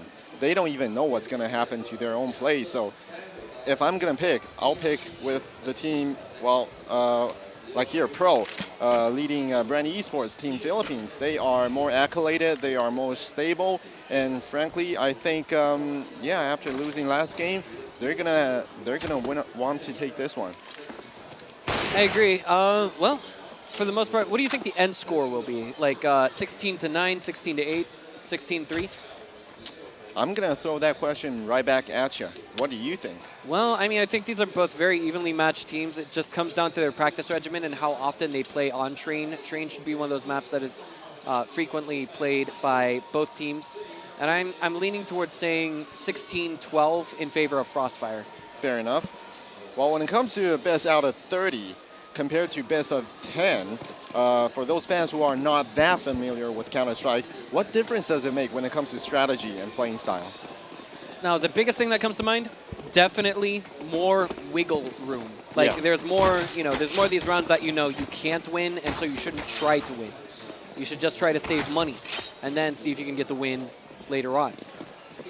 So, I mean, try to make up for it by stringing more rounds together consecutively. Like, for example, here, like, I'm pretty sure after the pistol round, we're going to see one of the teams going eco, or at least playing more Criterion. They're not going to be doing anything wonky like buying 2 AK-47s if they're on the CT, I'm sorry, on the Terra side and lost the pistol round. But speaking of rounds, I kind of missed who actually won the knife round there just a moment ago. Well, I think it's Bren Esports. Maybe. Let's see here. Bren Esports, we got Borkum, Papi Chulo. They are on the Terra side. It looks like, I think they might have lost it, maybe. But because typically I imagine, since this is a CT-sided map, typically what happens is if you win the knife round, you would opt to start on the CT side. So there we go. Big push coming towards backdoor. Doesn't really work out for Bren Esports. They're being delayed by a smoke. And we already see a lot of CTs rotating here. However, that pulls their attention away, and Papi Chulo and Pro are able to push through the A main. Very nicely done as Borkum gets one. And Iman finds a refrag in that process. But now, this is going to be a rotate. Papi Chulo, this is a stomp almost. Witch was the only player that fell from Bren Esports. And, well, it is what it is. Well, just like you said, Frostfire is going for an eco round for the second round. Indeed. I mean, like, they're actually saving up all the money that they can. They actually didn't put any money into upgraded pistols. They've got 4 USPSs in the P2000. That all comes down to player preference. Derek is going to get himself a double kill with his SSG, both headshots. Now he's looking for a third. Will he find it? Yes, he will. But Papi Chulo's going to steal the hope of an ace by cleaning up Subby, and that'll be Pro getting Iman's head. So, like, now, I think this means that we'll be seeing some better firepower going into the hands of the counter-terrorist side. Yeah, from Frostfire. Full buy. they kind of skipped out on some things. They couldn't get any kills off of the second round. And now we wait and see how this one pans out. Looks like we're going for a bit of a split, but I'm leaning towards saying, oh wait, is this? Oh, this is a rush through ladder room. You don't really see that you don't see this all that often. And if the CTs become aware of this very quickly, then it can work to their advantage. So Frostfire have got to be on edge, while Bren Esports have got to be very quick and land those shots. There it is, on electric. That's going to be Subby getting one before he's refragged, but Papi Chulo and Pro just making such an opening on behalf of Bren Esports. So much is happening, it's happening so quickly that there's very little time to catch on to it. Derek's going to get a double kill first time, and ACOP is going to try and stay alive with an AK-47 in his hands. 1v3, I don't know if he's going to try and go for the eco round. In fact, Bren Esports is moving so fast now that they're trying to hunt down the last counter-terrorist, ACAP. Well, question here. When they were rushing B, didn't they get stopped by the smoke? And that means Frostfire has more time to prepare, but it doesn't look like they are fully prepared for that rush. Okay, so what happened was, yeah, there was a smoke that was stacked on ladder room, and I'm not sure. I think that might have been one of the players alerting the rest of his teammates to say, hey guys, I think there's some movement in ladder room. But that's normal, because if you hear movement at ladder room, look at the minimap here, and you can see that they still have to run the bomb site B. So, you know, they did a solid execute on bomb site A. Only have 2 players at the end of it, and now an AK-47 gets salvaged by Ayman, but if they're going to buy, it's going to be very difficult to come back from. This is 4 losses in a round now if you're on Team Frostfire. And it looks like they're going with a conservative buy this round. You know, as you can see, they still have money in the bank. They're going with utilities. I think what they're trying to do is they're trying to stack all of their manpower at one location and then try and make something happen from there. There it is. A main, a bit of a stack. ACAP finds one. He's immediately refragged. That's going to be now Derek coming in to bomb site B, and this is turning into an unpredictable match in favor of Bren Esports thus far. All right, so far so good coming in from the Filipino team. They can't drop around. They cannot. They are unstoppable right now.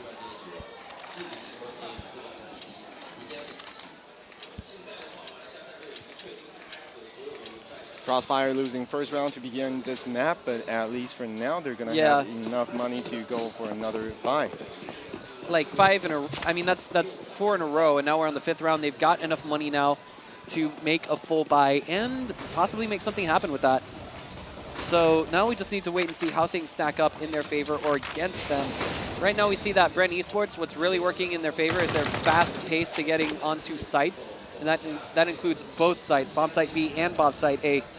But the manpower stack right now is definitely looking like it's in favor of bomb site A. You can see that there's 1 player on A main, a few more that are kind of over there by ladder room. That's going to be Papi Chulo taking down Subby after he gets 1 reverse entry frag. He goes into the ladder room, discovers Derek there, and he takes him down. That's now going to be Hika taking 1 down. Iman, 1 more to his name. This looks like a round that Frostfire can take and put on the board for themselves. Congratulations to Frostfire for finally turning things around. Better late than never. However, there's money for Bren Esports.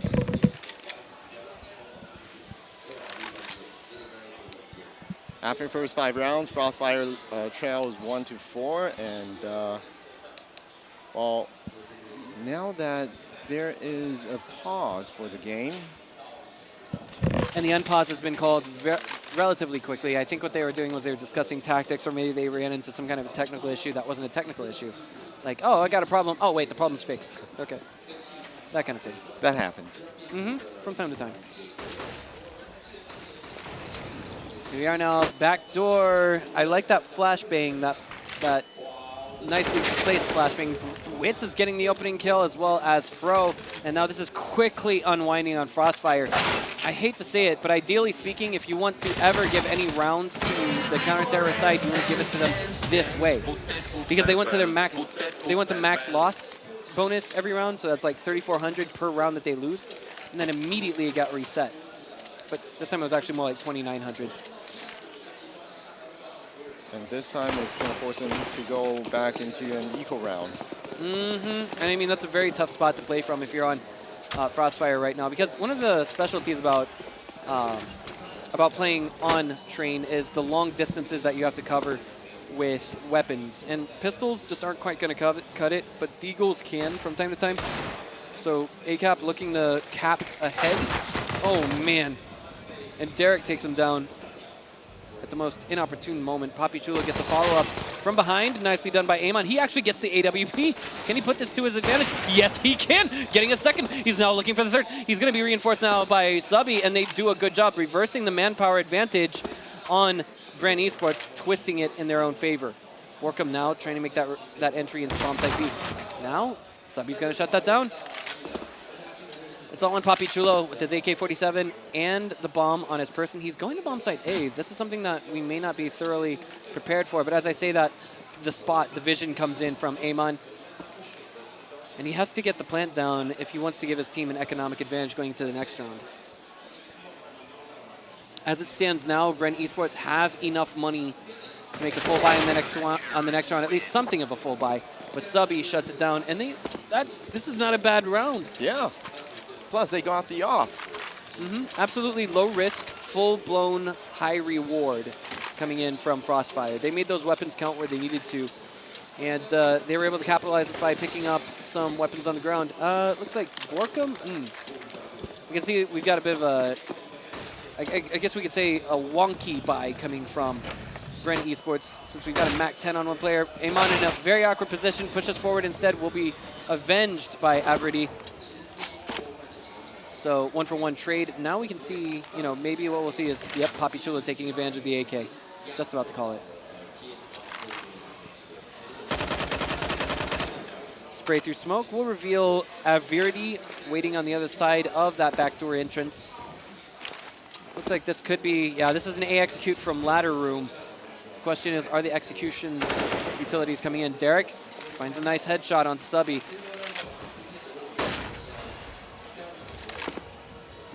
Hika actually got caught by that flash. Nice time to kind of shy away, but instead we still have Subby behind. I'm sorry, not Subby, but Derek behind the smoke. Electric, he moves forward the train and gets taken down. Execution onto bomb site B now. Nice call coming in from Brent Esports, as in plan B, no pun intended.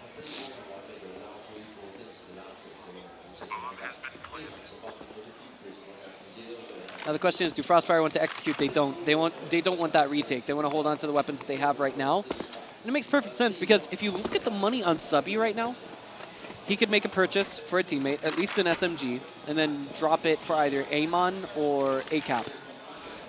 But the question is, what will one of the players with a lower economy opt in to purchase? I'm thinking maybe a Deagle with full armor.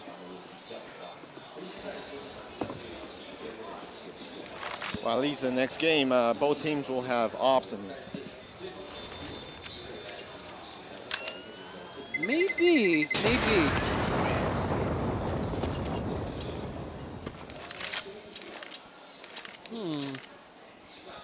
There's actually barely enough money on Wits for an... Wait. No, he doesn't have enough money for an AWP. It looks like we got a pause coming in. He says, WTF, not last round.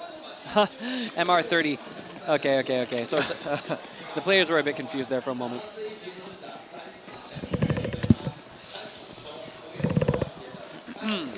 wait a minute, I remember Wits having an off, but he just tossed that away. I think what happened was, since he died, maybe one of the players snagged it and got away. But that was on, I think, round 7. And now we're on round 9. It definitely wasn't round 8. That's what I remember. At least that's what I'm certain of. Now, from Brent Esports, they have 5 AK-47s, but not a whole lot of utilities to work with. Frostfire's got that advantage right now, although they don't have the firepower advantage. It's just, the terrorist side naturally has the firepower advantage. So, Subby here, Famas, Molotov, and a full suit of armor.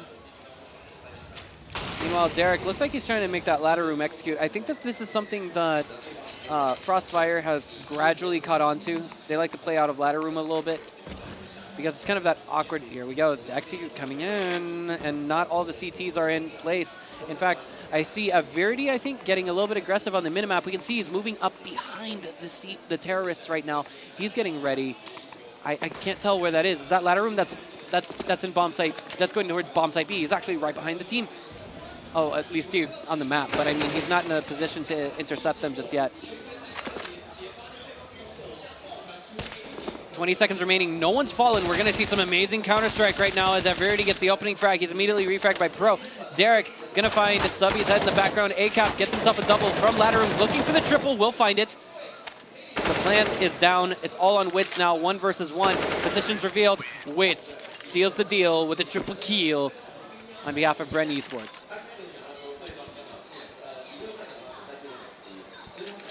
That is going to be... Looks like, I mean, Bren right now at 7 rounds to the 2 of Frostfire. To be honest, you know, this is the round where Frostfire could turn things around, because typically you want to get at least 8 rounds when you're on defense or offense during the first half. That's the best way to put it in simplest terms. Well, for Brand Esports, Derek is definitely the star for the opening games with 13 frags already. Here we go, entry coming in. That'll be Borkum getting 1. He's immediately refragged by Averity, getting a double kill with the Deagle. Nicely done with the headshots. And that is going to be a follow-up coming in from Averity. Hika gets 1 in the background, and that is a good show by Frostfire. And that is a good prediction by you. Usually, I mean, like, this is where I think there was just Frostfire having the right positioning at the right time. Predictability is actually, or unpredictability rather, is a good asset to have in Counter-Strike. If you're constantly executing on the same exact attack path over and over and over again in the game, especially professionally, it makes you look bad on the global stage, and it also makes you predictable at other esports events. Spotted. We're going to see ACAP backing off, taking a little bit of damage, but returning the headshot to Pro. B execute looks like it is the order of the day, but for the time being, I think what we have is Borkum pushing, no, Papi Chulo pushing into bomb site A. Now from ladder room, we're going to see him reinforced, but not a whole lot of room to execute here. Amon finds 1 while he takes a chunk of damage. That's going to be Papi Chulo finding 1. 2 to his name. Hell of a double dig there. And a third. He's looking for the triple kill. Witt's going to follow it up with 1 of his own, and that will reveal ACAP's position in connector.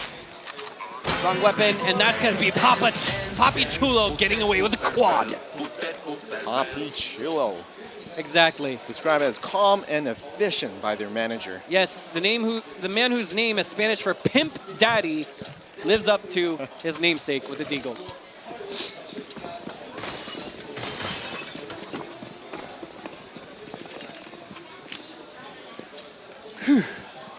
So Bren Esports have, I guess you could say, more or less taken the first half. It's not completely over though. When we see Frostfire go to the terror site, we could see them come out on top. Borkum, nicely done at backdoor. With a full buy coming from Frostfire as well. The really problematic situation for Frostfire has come up in the essence that they haven't been able to string together multiple rounds in a row.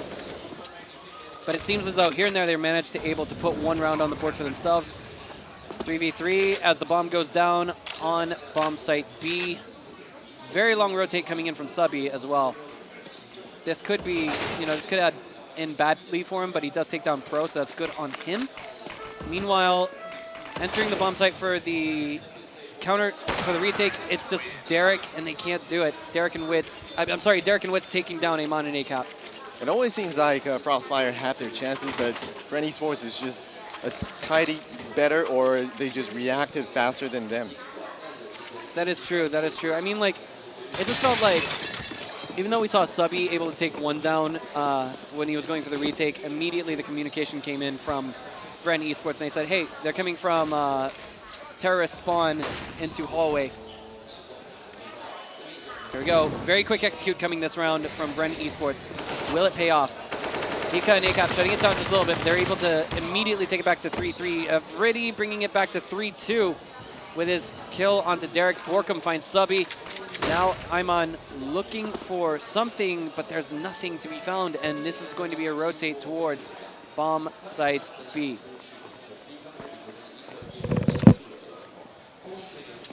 2v2 situation here. Averity actually has an off.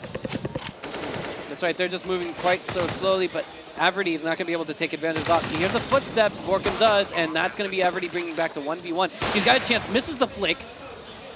And now it's Papi Chulo versus Averity. Papi Chulo peeking one angle, not quite able to find that other one. I think that was a foot shot, I can't be sure. But Papi Chulo wins it out again for his team. He's the player who's shown up on this this match in particular. The first 5 rounds, we saw Derek showing up, and then Papi Chulo now either with 17 frags and 15 frags. Absolutely, absolutely. Now Brand Esports leads 10-3. This is going to be, I think that's a fake for bomb site A. They sent so many execution utilities in there, and now Pro is going in alone.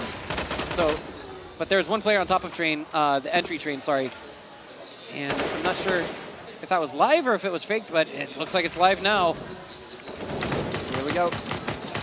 Lots of bullets going through there, none of them connecting. Finally, one does in favor of Borkum. He's got to take down Ayman, who I think had an AWP. Derek follows it up with Hika's head, and to his name, Akop gonna find Wits in the return. Borkum brings it back to 3-1, and that's gonna be Akop getting very overzealous. He's immediately got to back out with that AK-47. Excellent timing. Molotov coming in here. That's going to force Borkum to move forward. He's blind this time, and Akop gets the kill. However, it's 1 versus 1. He just revealed his position by spraying through smoke, and Papi Chulo seals the deal for his team once again. I feel it's just like the story for Frostfire this match.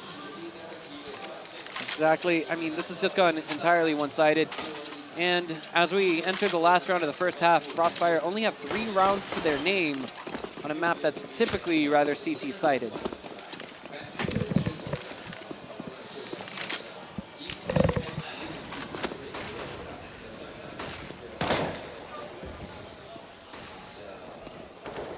Brand Esports almost fully equipped as they move into this this bomb site B assault. I feel as though they never have a rifleman on the far left side of bomb site B on defense, and that's what's working against them right now.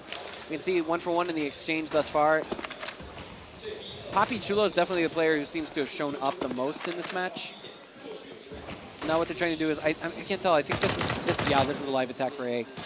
They brought a lot of attention to bomb site B, but now it's live on A. Subby and Averity trade a lot of HP just to take down Borkum. And we're about to find out whether or not that was worth their time. Meanwhile, in the background, ACAP coming in through what he thinks is going to be ladder room for a flank. The only question is, will he get there too late? Control room, we're going to be seeing Subby. Usually not a lot of people going there, usually just because of how exposed you are, and that's it. Like, ACAP was shut down on the rotate, and Subby in control room. 12 rounds. Yeah, for the first half, 12-3. I mean, this is definitely, just look at Frostfire's face. This is not what they expected. Yeah, and I mean, I wasn't expecting it to be this one-sided either, but it is what it is. And now we're about to see how Brand Esports take their game onto the CT side. I mean, this is definitely a one-sided half. And should you say that Frostfire underperformed, or Brand Esports just dominated them? It's hard for me to really say, because the thing is, I haven't had time to go into the intricacies of researching their performance, their previous performances on this particular map, Train. But we did see at one point one of the players was actually confused.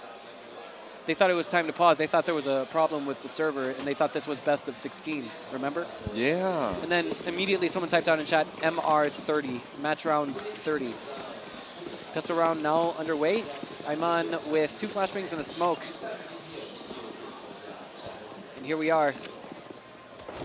This looks like it's going to be a ladder room execute, as we have a very quick push. Oh, well, never mind. Actually, sorry. This is a B site execute for sure. Caught on the reload. Hika is going to shut down Pro. From connector, we've got, I think that was Ayman? No. That's ACAP right there. Here we are. Wit's going to take down Hika. Wit's getting a double kill to his name. Might be able to pull off the defuse. It's now 1 versus 2.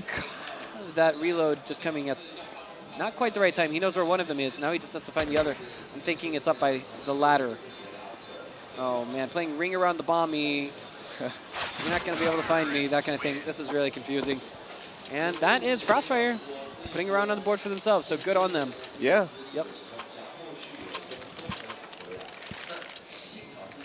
good start in the second half of the round, and let's see if they can string some wins together.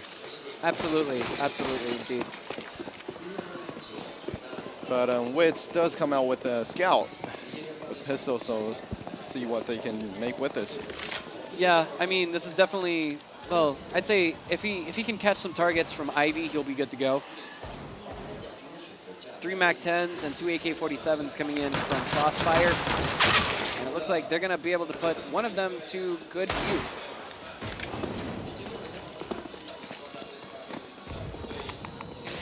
Looks like, oh, well, Brittany, I'm sorry, if I'm looking at this right. I'm sorry, Brent Esports have no intentions of fighting this? Am I looking at this right, or am I looking at Crossfire? Yeah, I think you're looking at it right. Sorry, they're taking the long rotate. The bomb is already planted. I actually think what they're doing is they're trying to get away with, what's the word I'm looking for? Just a weapon and saving it into the next round. However, they haven't quite been able to do that just yet. Hika's going to find one. He's looking for a second as well. Smoke going down on that door. Make sure that the CTs can't save anything. Kind of fails trying to take down Pro.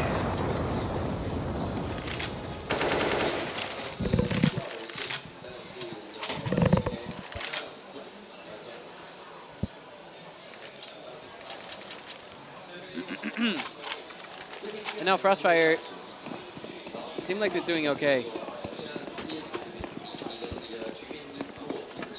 For the time being, at least.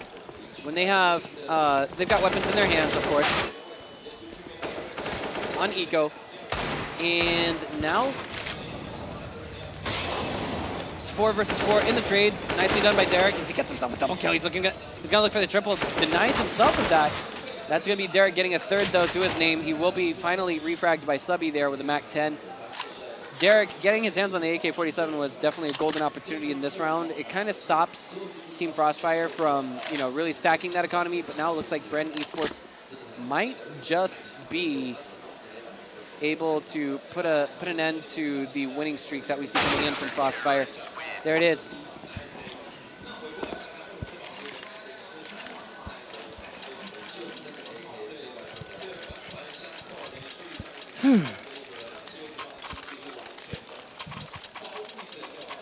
Now, at this moment in time, both teams have rifles. It looks like, I think we have the observers with the wrong names over the wrong teams. I'm not sure anymore.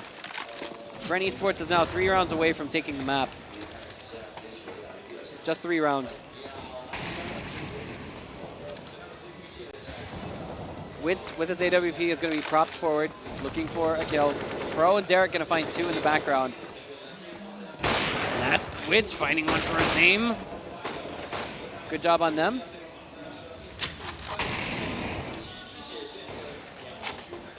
Gonna pick up the SSG now. That will help out on the CT side. This is just turning like more and more Bren Esports sided as the time goes on. Yeah, Frostfire showed some sort of rebounds in the beginning of the second half on the T side, but after that, Bren Esports just took their lunch money back. Absolutely.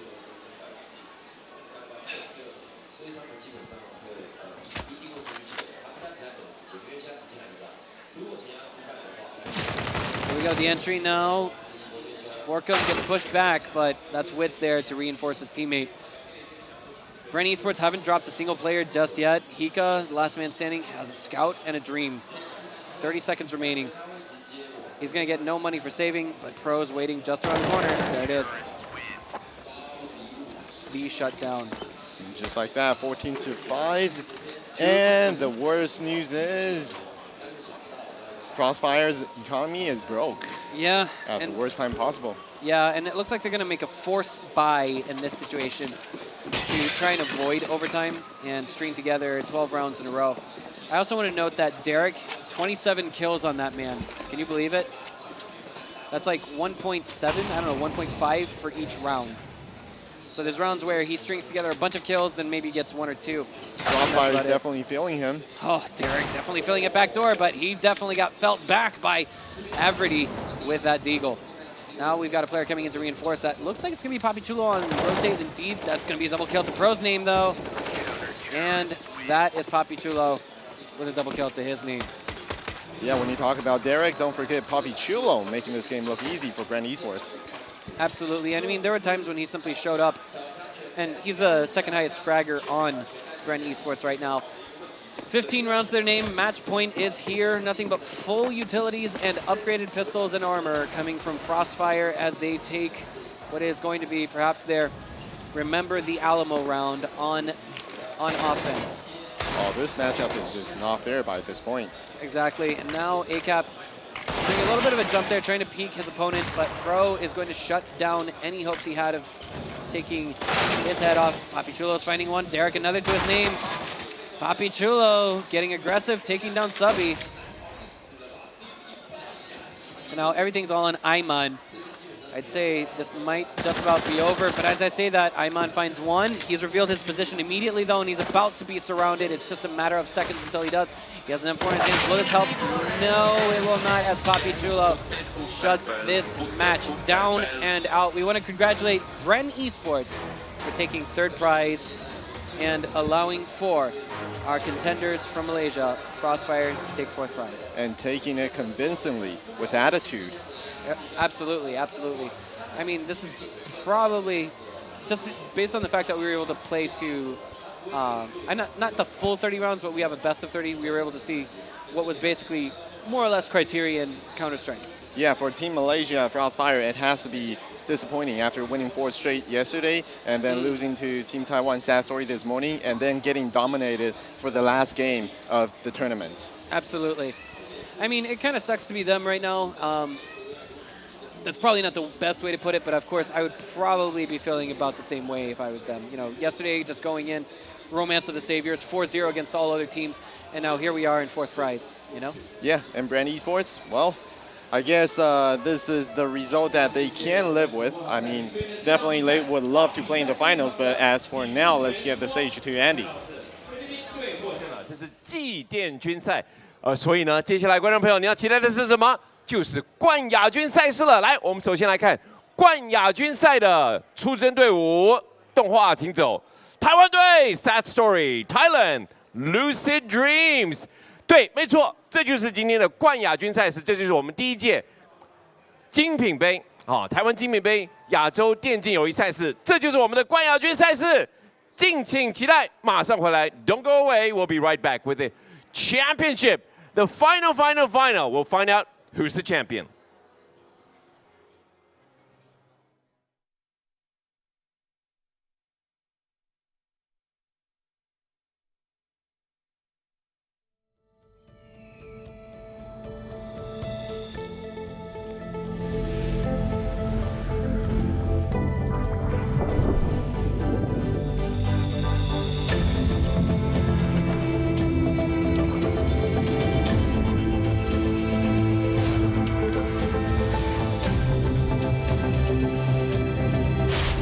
淬炼是为了成就完美。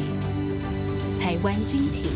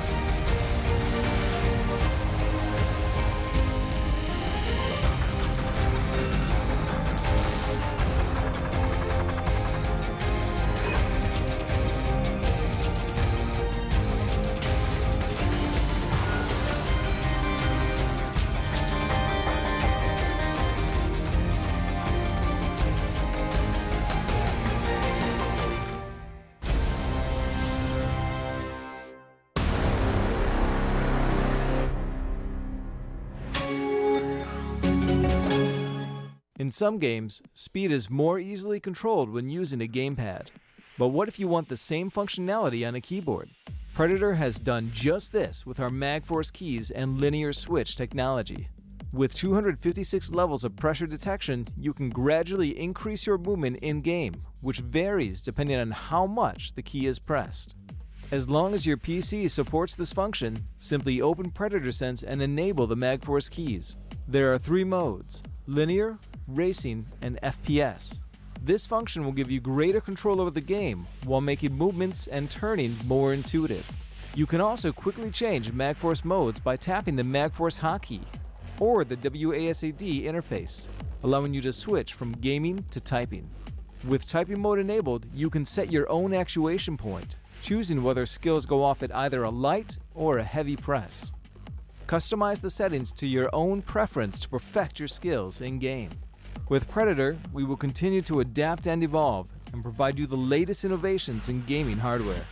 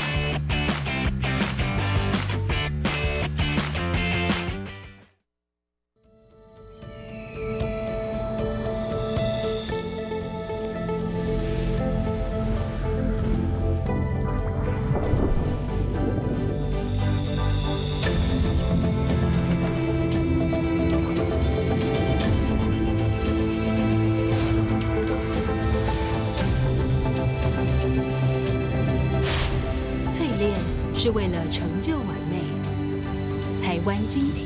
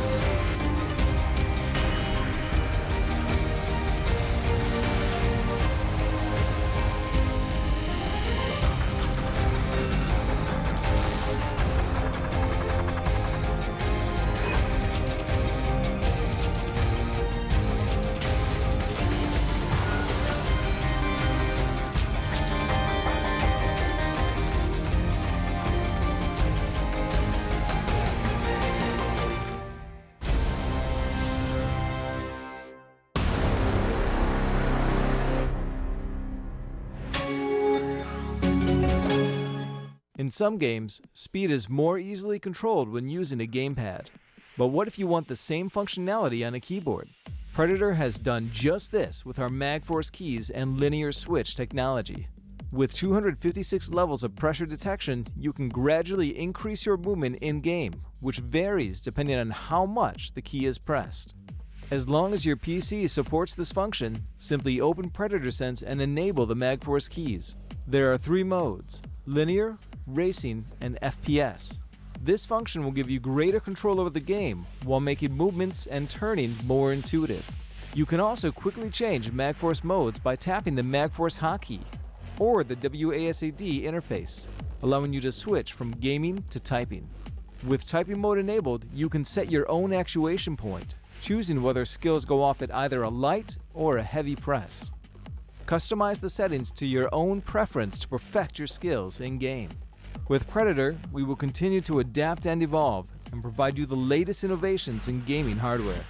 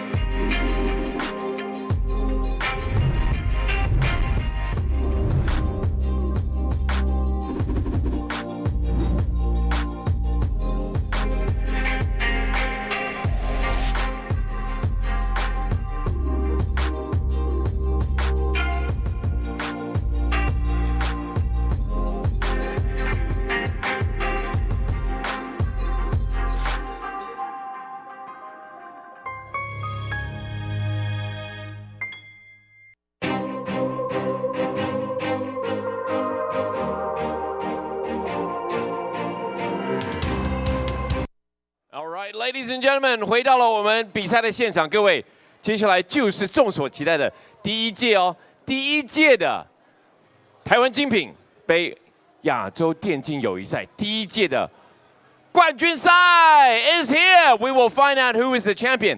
就是泰国队对上我们台湾队。来，我们接下来呢，我们要请我们的队长来进行 ban 地图。对不对？在这个之前呢 ，Andy 看到现场有一位粉丝呢，我们台湾队的粉丝呢，他非常的热情。我们请导播 take 一下特写，来挥舞一下国旗哦，耶！哎，大声喊台湾队加油！再来一次，来 Andy 来喊台湾队，台湾队，台湾队，台湾队，台湾队。碎啦！好，我们接下来看看台湾队呢，有这样子的一个加持之后呢。会有什么样的表现？我们把现场呢，先请到我们 ban 图的两位队长来，请出列，请出列。啊 ，welcome, welcome, welcome, welcome. This is the champion. Are you nervous? Yeah, 这是泰国队哦，先说明哦，这是泰国队哦。What again? I'm just telling the audience on the live webcast that you're from Thailand. Are you nervous? Yeah, I know. เชียร์พวกผมด้วยนะครับทุกคน Thank you, thank you very much for sharing us.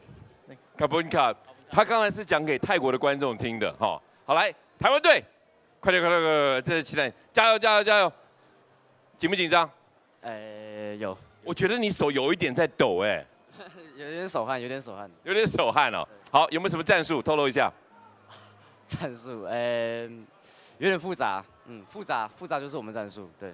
有没有女朋友要告白？没有。开玩笑，好，赶快开赛。我们先来选地图 ，ban 图来，猜拳 ，stone paper scissors first。You pick first, you pick first, huh? Ban overpass, overpass, no more. Ban, dust two, ban. Ban train, no more train, banned.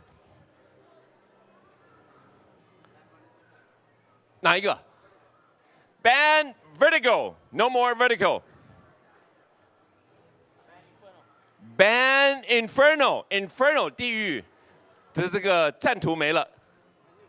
Ban new 进入 Mirage Battleground, go go go. 现场交给主播赛评。Yeah， 非常有。Thank you, Andy. Well, the last game of the 2019 Taiwan Excellence Esports Cup between Team Taiwan, Sad Story, and Team Thailand, Lucid Dream. Now, before we start, we have to give a shout out to Team Taiwan. Look at the bracket.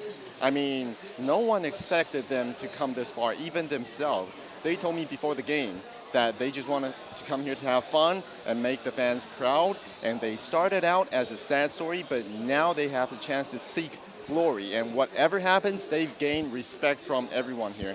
Absolutely. I mean, you couldn't have said it better yourself, Philip. I do remember being outside talking to the players for a few minutes, and they did say that, they don't expect to win the grand finals, but, they're going to give it their best shot.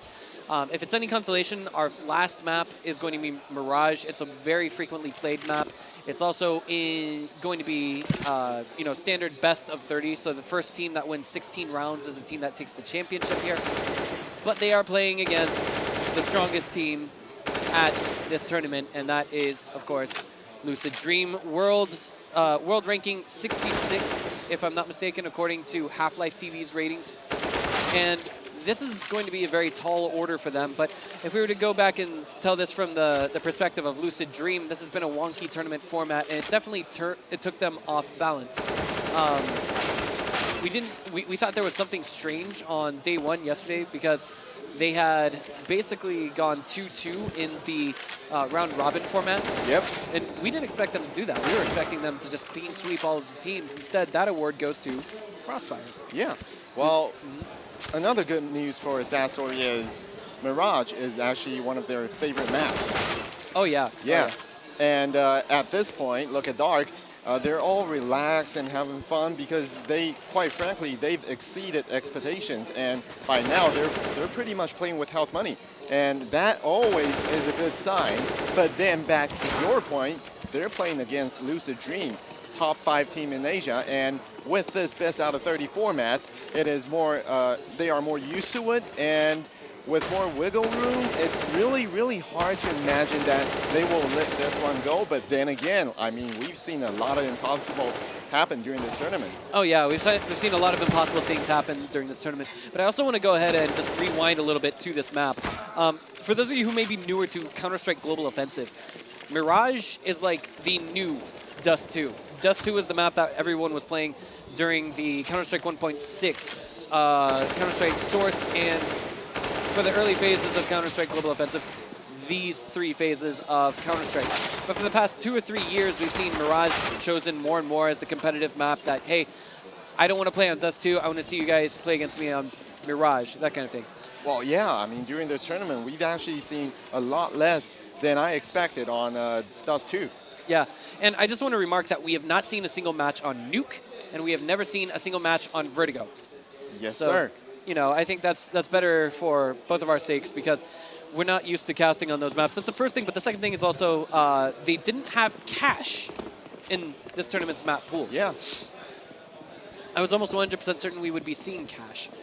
Now here we are with the knife round, and this is going to determine who can start on which side. It'll give the winning, the team that wins the knife round the right to choose which side of the map to start on. And it looks like Taiwan team Sad Story has the prerogative to choose if they want to be on CT side or on T side to start things off. Big D with the winning stab, and now they will have an initiative and let's see how they do. Indeed, and it looks like they chose to stay on counter-terrorist side, which is more power to them. Pistol round, 4 Kevlars, and a kit with a smoke coming from Kazaf. And the reason why they usually get the smoke is either for retaking the bomb site or for ghost diffuses. If they have to, they can throw down that smoke. But right now we can see Kazaf in a very awkward position with the kit on his person. Blinds his opponent, but he's unable to take him down. Aquino finishes what Olsen starts, firing through smoke. We're going to see Sayoko get one. He's probably looking for that triple kill again. On the retake, we see that Dark and Sayoko get another to their name. It's going to be PK coming in from Connector, getting double the triple kill. He just will not be stopped. It's no 1 versus 1 in the retake. Dark is going to tap the bomb. He's not going to fake it because that's what pros do. Ah, he gets shut down. PK once again showing up on the pistol round, just like he did yesterday. Exactly, just like yesterday. We all remember PK taking down 4 players with 1 pistol, and I actually... 5. It was an ace. I talked to Sayoko, who tried to stab him with a knife. He told me, man, what am I going to do? I ran out of bullets. Yeah, I mean, that makes perfect sense to me. But now, I mean, that's 2 pistol rounds in a row. He just seems to show up, and that just, he's on top of his game. What else can we say? Sad Story on defense. 2 upgraded pistols, only 2, and from Lucid Dream, 2 SMGs and everything else in between. Well, Aquino's going to find the opening kill with a flash assist from CBBK. Dark coming in here, firing through smoke. Big D looking for that frag, can't quite find it. Wannafly's going to take one, Crazy Face trading it out. John Olsen, complimentary suppressing fire. Not quite going to hit anything. PK with 4 HP. I'd say that's about all the connections the CT side are going to get, but they don't have anything else to work with. They have no retake utilities. They're purely depending on aim here, and now CBBK is going around back to get the damage done. Olsen takes down the last of the CTs, and that is going to be 2 rounds in a row for the Thailand team. That pistol round was very critical. It cost them not just the pistol round, but this one as well, very clearly. Well, for that pistol round, they at least tried to hurt their Lucid Dream's economy, but from the result, it did not work as they planned. Exactly. So now Sad Story have enough money to go ahead and turn this into a rifle round. They are missing 4 helmets, but that is acceptable due to the position they're in. Double spray is going to result in Kazel getting in a double kill. Dark gets a double to his name as well. Now it's all on Aquino, 1v3. Crazy Face takes it down and sprays into the air, says, this is what we have with rifles in our hands. Exactly, and taking it down with attitude. So in this situation, it would be optimal to drop a rifle for one of the teams that survived the previous round. It looks like we're going to have Dark going for a TMP instead. Kind of risky, but at the same time, we see an SMG of the same tier coming from CBBK. So 4 rifles in an SMG versus 4 rifles in an SMG. The big thing, though, is Sayoko gets the opening kill, and there's more utilities from the CT side this round.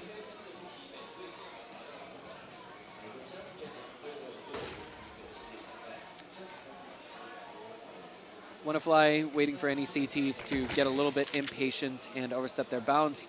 Dark, however, has information to work with, and he says, okay, there's a smoke here. I think he's actually going to push a little bit into apartments, maybe. You can see him on the minimap. He's actually just leaning a bit towards apartments. May as well take advantage of the smoke that the enemy sets up for him, but he's actually on the balcony for apartments, and that's it. So looks like now Lucid Dream is very slowly going to push into bomb site B. I'm wondering if they're going to try and make this look like they're faking for bomb site A, but then execute on B. Very risky right now, considering it's a 2v2 situation and both sides have relatively equal firepower. CBBK drops the MAC-10 in the background as well for the AK-47 of his fallen teammate. This might be doable. The Dark is ready, though. Indeed, stepping out with the TMP was a bad idea by Dark as Olsen lights him up.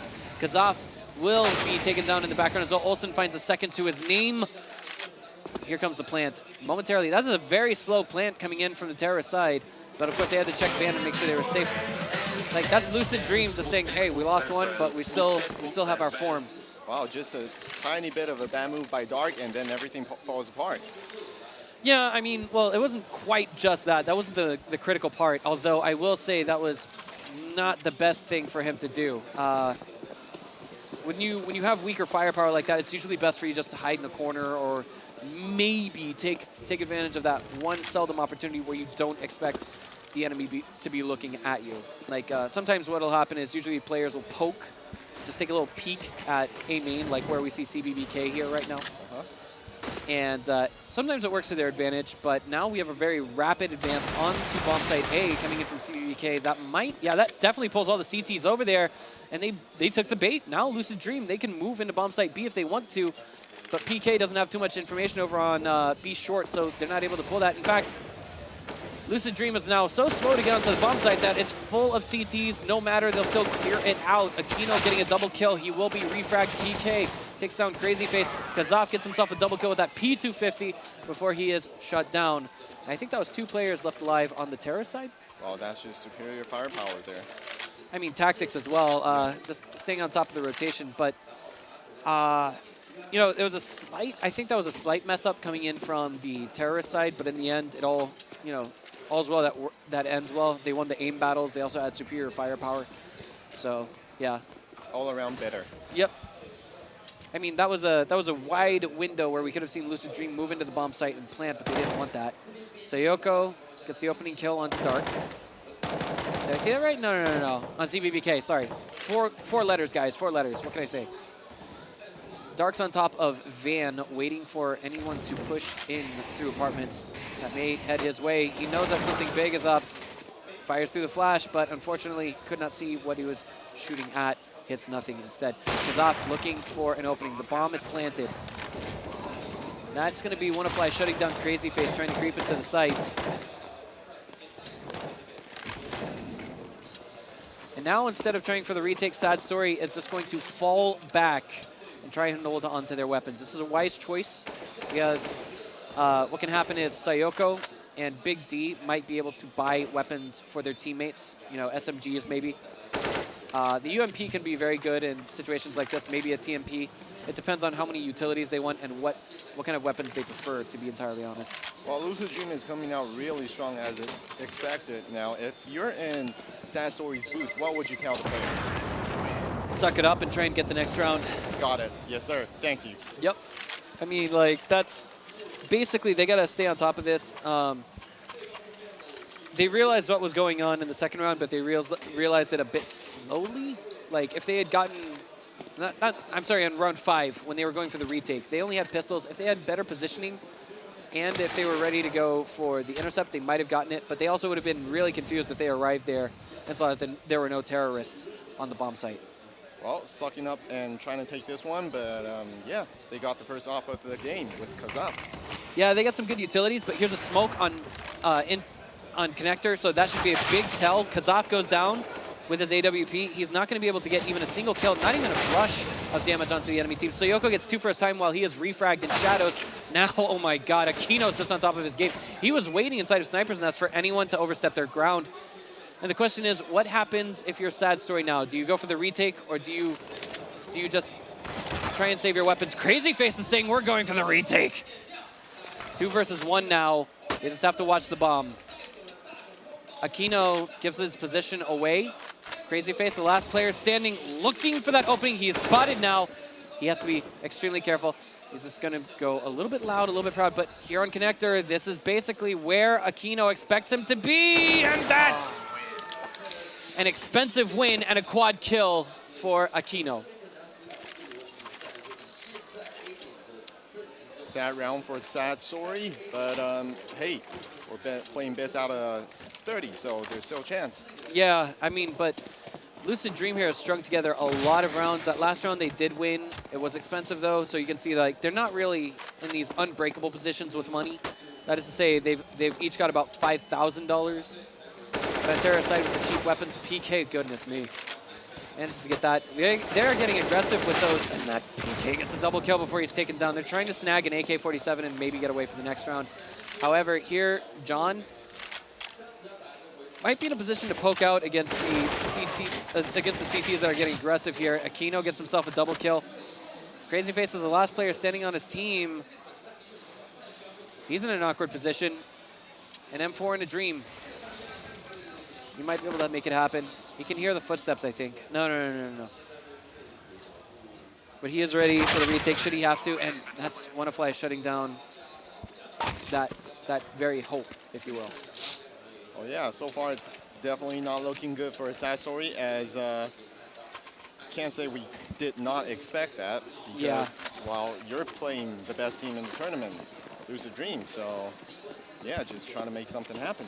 Exactly, and I mean, like, any rounds, you know, to give you some perspective of what else, hold that thought, we've got a big rush coming in here very quickly. Oh my god, Big D gets himself one, almost got 2 first time. He actually nearly missed the target that was behind his opponent, but he gets away with that. CBBK is going to be able to trade this out, and now it looks like maybe the terrorist side will be backing off for the time being. Yes, not quite going to push in so quickly, but that's going to be Dark getting aggressive on apartments. He takes one down. He is able to call this out and say, hey, guys, there's 2 Ts in my location. Now Kazaf getting really aggressive here will be punished for it. And now this is a double rotate. Originally, they were going to go for bomb site B. Now they're going back to bomb site A. And it's 2 ops against 3 AKs. Very awkward position to be in right now.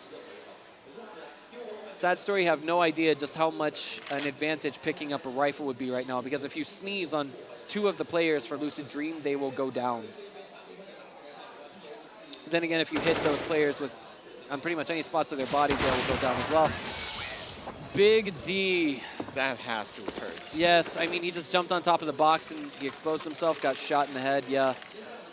Just wasn't what he was expecting to encounter. Now, I wanted to talk a little bit about, like, if we want to talk about tournament power rankings. I remember previously what had happened was I had seen a tournament where a Mongolian team had qualified for IE in Katowice of 2016. And that, I mean, well, they tried their best, but the most rounds they could string together versus all of these other tier 1 teams that they were playing against was an end score of 6-16, 5-16, 8-16, 7-16. And this was during the round robin stage. They tried their best, but they couldn't make it happen. You know, not even a single best of 3. Well, now Sad Story is not only down 1-8, they're also facing 5 AKs. Absolutely, and I mean, this is kind of one of the situations where we might see them pull a rabbit out of their hats, you know, do some magic, if you will. We've seen them do that, but they're playing Lucid Dream. I can't emphasize more. I like Dark's position right now, but I don't think he's going to be able to connect that shot. Stack for A right now. Is this what I'm looking at right now? Yes, it is. It is. But I'm trying to identify Palace and... Okay, so this is going to be for Palace and A main entrance. There's 3 players at A main. One in Palace, PK manages to find Sayoko. Looking for the 1D, he can't quite find it, and that's going to be PK getting a second to his name from behind, a third to PK. There's just no stopping this guy. Kazakh, yeah, 2v5 right now. Bomb is planted. There's not much else Sad Story can do right here. I didn't think we would see such a one-sided map, but, you know, this isn't really surprising given that, you know, we're seeing the 66th best team in the world playing against Sad Story at this moment. And the #1 team in Thailand at that. Yeah, I mean, you can't help but feel bad for Sad Story, but this is the harsh reality. They just seem better. They are just better than you. Absolutely. I mean, they're trying to get some exit frags. That's why we see Kazaf moving towards the bomb site just a little bit more. He wants to see if anyone's like still watching the bomb, wants to get a kill, punish one of those guys, maybe get some more money in his pocket, perhaps even get an AK-47. But you know, he couldn't do any of that just now. Well, after the first 10 rounds, Lucid Dream leads 9-1, and by the gameplay, by the feeling, it pretty much feels like a 9-1 game at this point. Yes, I agree completely. This is 5 wins in a row at the very least for Lucid Dream now. They've already taken thresholds for the first half. But, you know, this isn't completely over for Sad Story. If they can take the next 5 rounds in a row, then they might have a good chance, especially with an opening like this from Crazy Face. They might have a good chance going on to the terrorist side for themselves.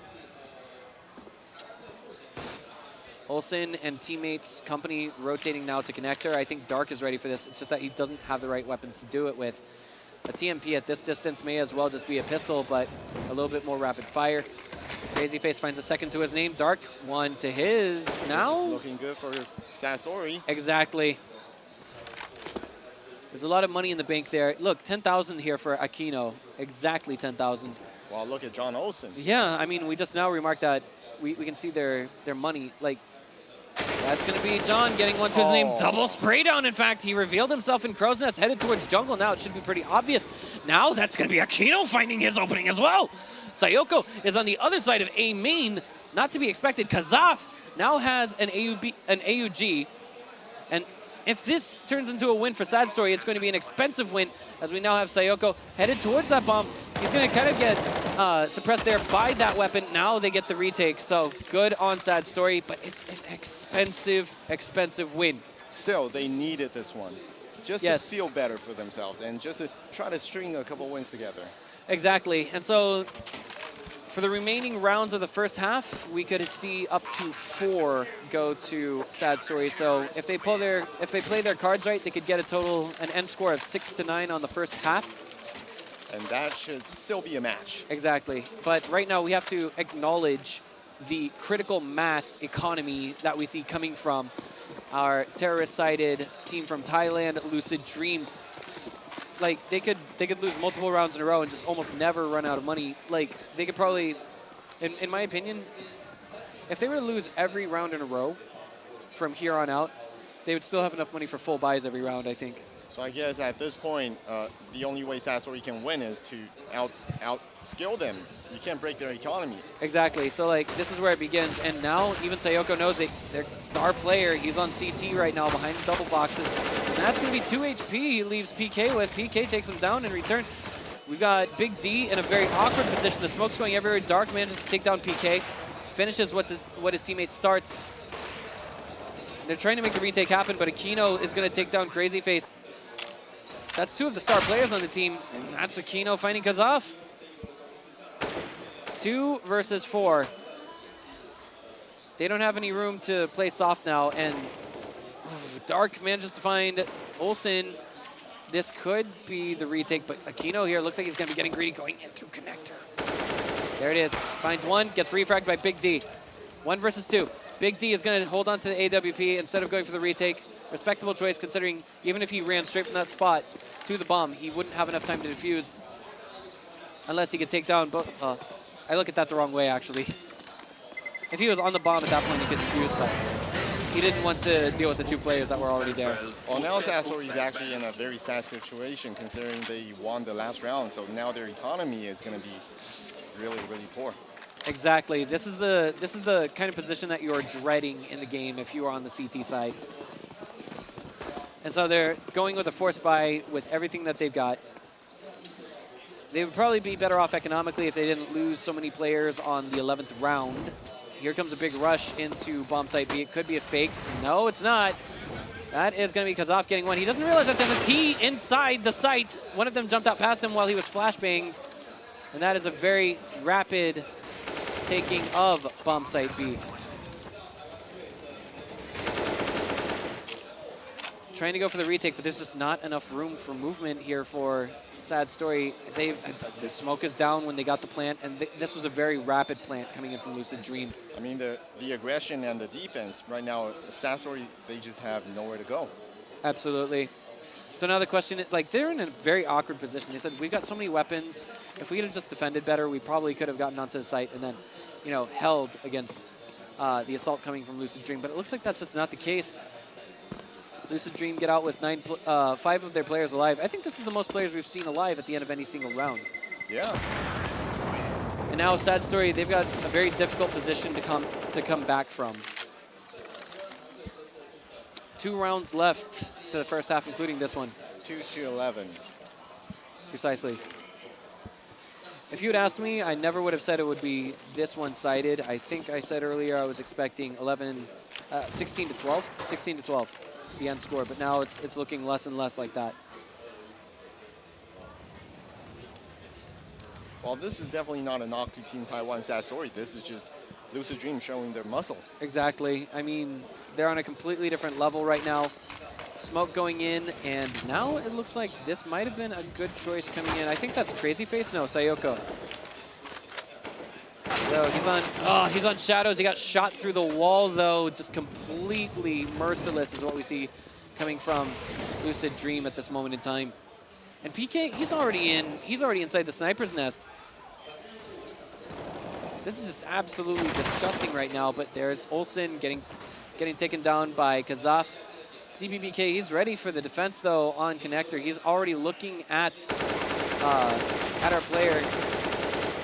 Crossfire through the smoke, and we're going to see Kazaf do a little bit of damage while he's taken down. This is going to be the retake, or at least attempted retake, coming from Sad Story. They're not going to be letting this round go so easily.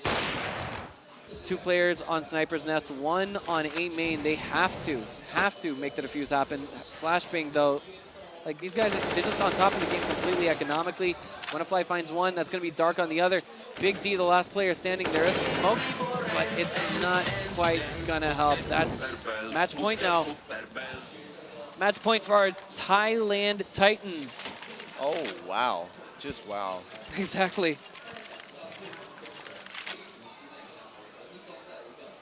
I'm sorry, did I say match point? I meant to say last round of the first half. Yeah, I get your point. Yeah. Just absolutely savage right now. Gameplay coming from Lucid Dream. They're going to be pushing up middle. It looks like they've just got a completely different strategy for each and every single round coming up against Sad Story. Yeah, we see Crazy Face with the shotgun now. I mean, there's nothing else that he can do, really. This is a forced buy. He's actually pretty much put his money into everything you can imagine. Olsen looking for an angle to shoot at. He's firing through smoke. He manages to find Kazaf. He saw the tracers. Wanafly is going to find Sayoko. She's frustrating when you die like this. Yes, and Crazy Face doesn't even get a chance to use that shotgun. Dark will find 2 kills to his name before he's shut down. Last player standing will be Big D. I think this is a player looking for a knife. Here we go. Trying to show off at the last round of the first half. Ooh. Big D finds 1, and that's going to be a clean one-shot coming from PK. 13 rounds to Lucid Dream at the end of the first half to the 2 of Sad Story. And Sad Story, all they can do is just laugh. I mean, what are you going to do? They're just better than you. I mean, basically, just putting it bluntly, yes, that's what's going on. But I have seen a best of 3 end with both maps 0-16 for one team. It was kind of through like a I guess you could say, a World Cup, an online tournament where, you know, we basically had teams representing their nations, but it was all online until, of course, the LAN. And that was, I think that was a very interesting best 2 out of 3 maps that I was casting. So that brings a conclusion to the first half. And to be honest, sad story, they're not looking too hot right now. They've got, they have to win 14 rounds to avoid overtime. They're gonna have to win 13 rounds in order to score overtime against Lucid Dream. Well, if you look on the bright side, losing is always one great way to improve. Kind of, yeah, I mean. And for teams like Satori, we don't have a lot of CSGO tournaments in Taiwan, so from like this kind of Taiwan Excellence Cup, we can have teams like Lucid Dream visit us, and this is a very good lesson for us. Yeah, and that was, oh my God, that was the cleanest pistol round, second cleanest pistol round we've ever had. Yeah. The first one was actually Sad Story versus Umumba Esports. Remember that? Yes, sir. The first game. Yeah, like I said, guys, we just have Lucid Dream playing absolutely savage. They took 0 damage that last round. Deagles and Armor going up against Sad Story right now. PK manages to get 2 with the same bullet. They both go for headshots. Like, it penetrated the same enemy. Both got killed by the same bullet to the head. Trick shotting is now the #1 goal for Lucid Dream, considering they're almost completely victorious. Dark and Crazy Face managing to make connections with their Deagles. Well, 1 versus 1. Crazy Face might be able to make something happen with this FAMAS.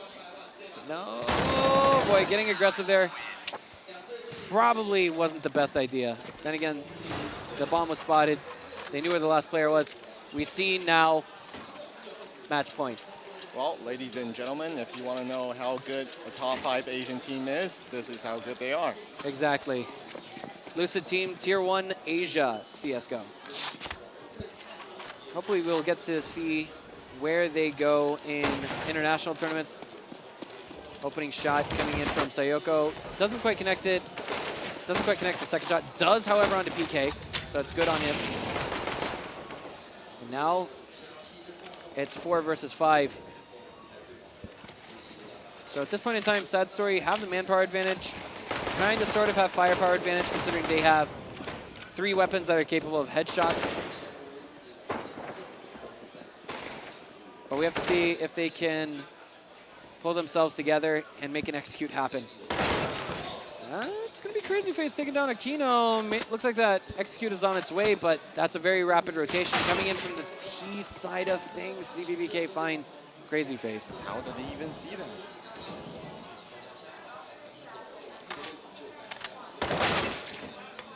Sayoko manages to find 1. It's 2 versus 3. The plant is coming down now. Flashbang to kind of scare the T's just a bit. That's Olsen finding 1 onto Sayoko. Kasaf finds his. And that's, oh my goodness, Kasaf getting away with 4 HP, just jumping left and right. Flashbang coming out. And now it looks like Wannafly, he might not be able to make this defuse happen just yet. He knows, he has some idea of where both of the players are. And he's shut down, so Sad Story put 1 on the board for their terrorist side. Good on them. Celebrate a little bit later, not now. Precisely, precisely. So Sad Story put 1 under their belt. They've got money to work with. Lucid Dream do not. But it looks like they are all going to unanimously push bomb site A. What this can do is, if they get a kill or 2 off of this, hello, they can get away with a rifle. Crazy Face, I don't think, if he bought a rifle, he bought it to drop for his teammates. Because of course he has an M4 in his hands, that means he saved it from the last round from one of the Lucid Dream players dropping theirs. Crazy Face finds 1, finds 2, 3 to his name, he's looking for the 4th. Drops the weapon. Not a good idea, since now that could be a chance for them to get, oh, he's got the quad.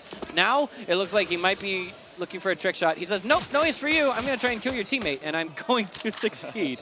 CBBK does. He's now running away.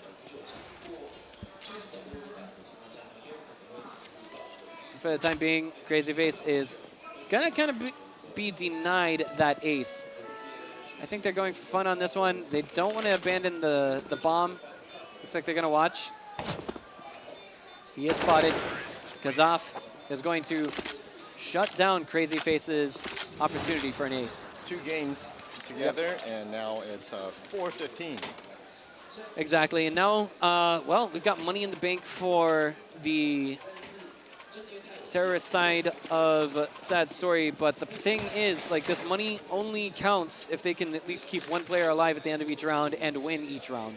Oh, they have to win every round. Exactly, and Lucid Dream, upgraded pistols and armor, perfectly normal. They got time. Yep. And I mean, like, some of these pistols have the same amount of damage output as, you know, rifles at some points. It just depends on how you use them. Dark finds one. He's going to be refragged now by Wannafly, looking for that M4. Will, in fact, get his hands on it. Olsen there to take down Kazaf, and now it's 3 versus 3. That's a nice flick coming in from Crazy Face. Just, like, absolutely disgusting flick, to tell the truth. Big D going to shut down Olsen, and now we see Sad Story with a little bit more tournament life as they put 3 on the board for themselves on terrorist side. Yeah, at this point, you just toss everything out of the way and try to win as much as you can. Precisely. And now Lucid Dream, they've got weapons in their hands. They've got equipment. The only thing that has me shudder just a little bit nervously is PK and his AWP. He's getting very aggressive there. This could be a very bad idea. He's going to immediately retreat into connector. He's got some idea that a lot of pressure is coming to mid now, and he's going to be able to relay this to his teammates. He will find the opening frag with his AWP, so good on him. Firing through smoke, not able to find a second.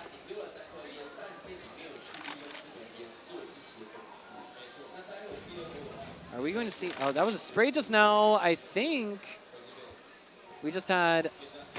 Oh, that's going to be Big D finding PK. Back to 4 versus 4. Crazy Face gets his head taken down by CBBK. Olsen will be finding Dark. Lucid Dream, 4 versus 2. Kazaf and Big D must make this happen, but Wannafly is going to shut that down with a double kill, and we're going to congratulate Team Lucid Dream for their championship, taking $2,000 and the first prize cup at today's match. Team Sad Story did put up a fight, but at the end, the better team prevailed. Exactly. I mean, we kind of like, there were some times when we were kind of let down a little bit mysteriously, if you will. Yeah. Like by, you know, why is Lucid Dream not on top of their game, especially day 1. Day 2, here they are showing up in both the semifinals and the grand finals. And I mean, they basically performed the way that we expected them to. They are now our champions. We'd like to give a consolation prize, a virtual handshake to Sad Story for doing their best. Yes, firm virtual handshake to Team Sad Story for doing their best. But I mean, I think this is one of those matches that's going to essentially add to their legacy and thus their namesake. See, with all the fans watching here, they definitely earned their respect here. Because, Absolutely. Yeah, before the game, before the match started, they were just saying, we're here to have fun, we're trying to win as much as we can. And they were just setting the realistic goals on advancing to the semifinals, and now they are playing the best team, one of the best teams in Asia, in Lucid Dream, and putting up a fight. Losing, but they put up a fight. Absolutely. I mean, they did their best. In the end, it wasn't enough, but we got to see, you know, them showing their flying colors. Maybe in those last 3 rounds, 4 rounds, they did their best. We saw some amazing Counter-Strike at some points throughout the tournament, especially with yesterday's match between both teams, Sad Story and Team Lucid Dream.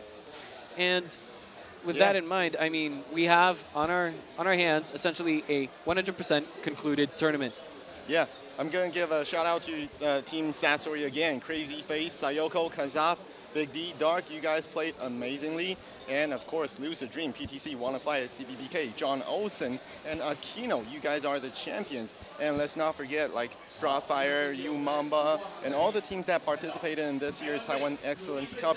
We're going to give... 败犹荣，泰国队是获胜了，人家哇是职业级的，而且呢是经验丰富的。好 ，Congratulations to Thailand! You're the champion. OK， 我们进一段广告，稍后呢马上回到颁奖典礼的现场。第1届台湾精品杯亚洲电竞友谊赛颁奖典礼闭幕典礼马上就回来 ，Don't go away. Thank you.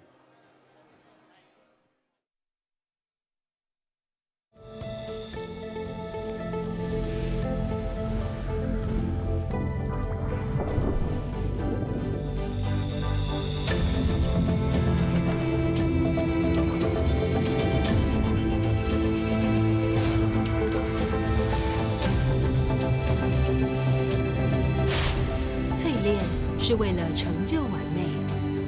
台湾精品。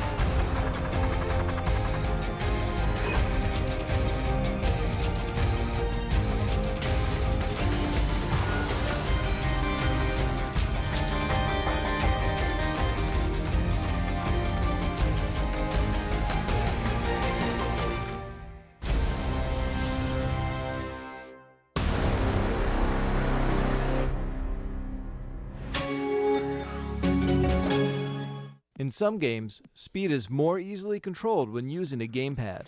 But what if you want the same functionality on a keyboard? Predator has done just this with our MagForce keys and linear switch technology. With 256 levels of pressure detection, you can gradually increase your movement in-game, which varies depending on how much the key is pressed. As long as your PC supports this function, simply open Predator Sense and enable the MagForce keys. There are 3 modes: linear, racing, and FPS. This function will give you greater control over the game while making movements and turning more intuitive.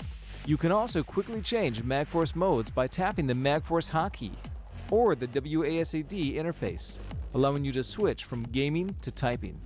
With typing mode enabled, you can set your own actuation point, choosing whether skills go off at either a light or a heavy press. Customize the settings to your own preference to perfect your skills in-game. With Predator, we will continue to adapt and evolve and provide you the latest innovations in gaming hardware.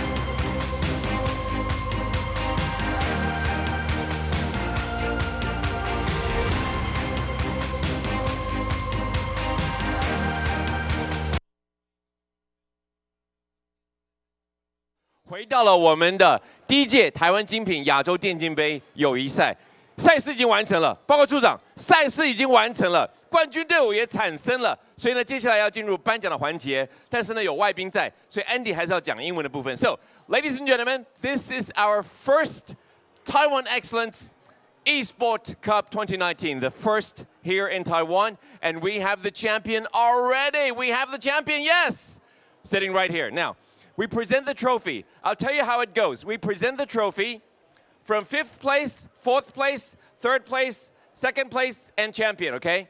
When you come up, you take a pick of the prize from the lucky draw box.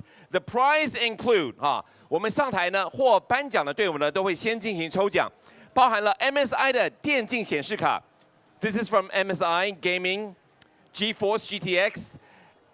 Second prize, well, it's not in order. Everybody gets to pick, all right? MSI 电竞耳机 ，MSI 电竞滑鼠 ，TT 电竞键盘 ，TT 电竞滑鼠，还有呢 MSI 的电竞键盘以及 TT 的电竞耳机。Lots of prize, okay? So when you come up, before you get the trophy, you pick your prize, all right? You got that?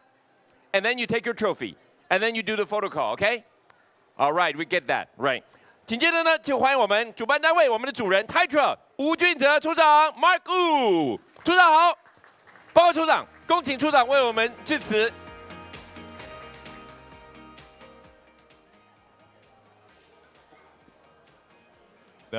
我们的热情的我们的观众，还有这2天持续在做转播的我们台湾以及来自东南亚国家的媒体，以及我们非常奋战不懈2天下来非常让我们感觉到运动家精神充分发挥的我们的选手们，大家午安。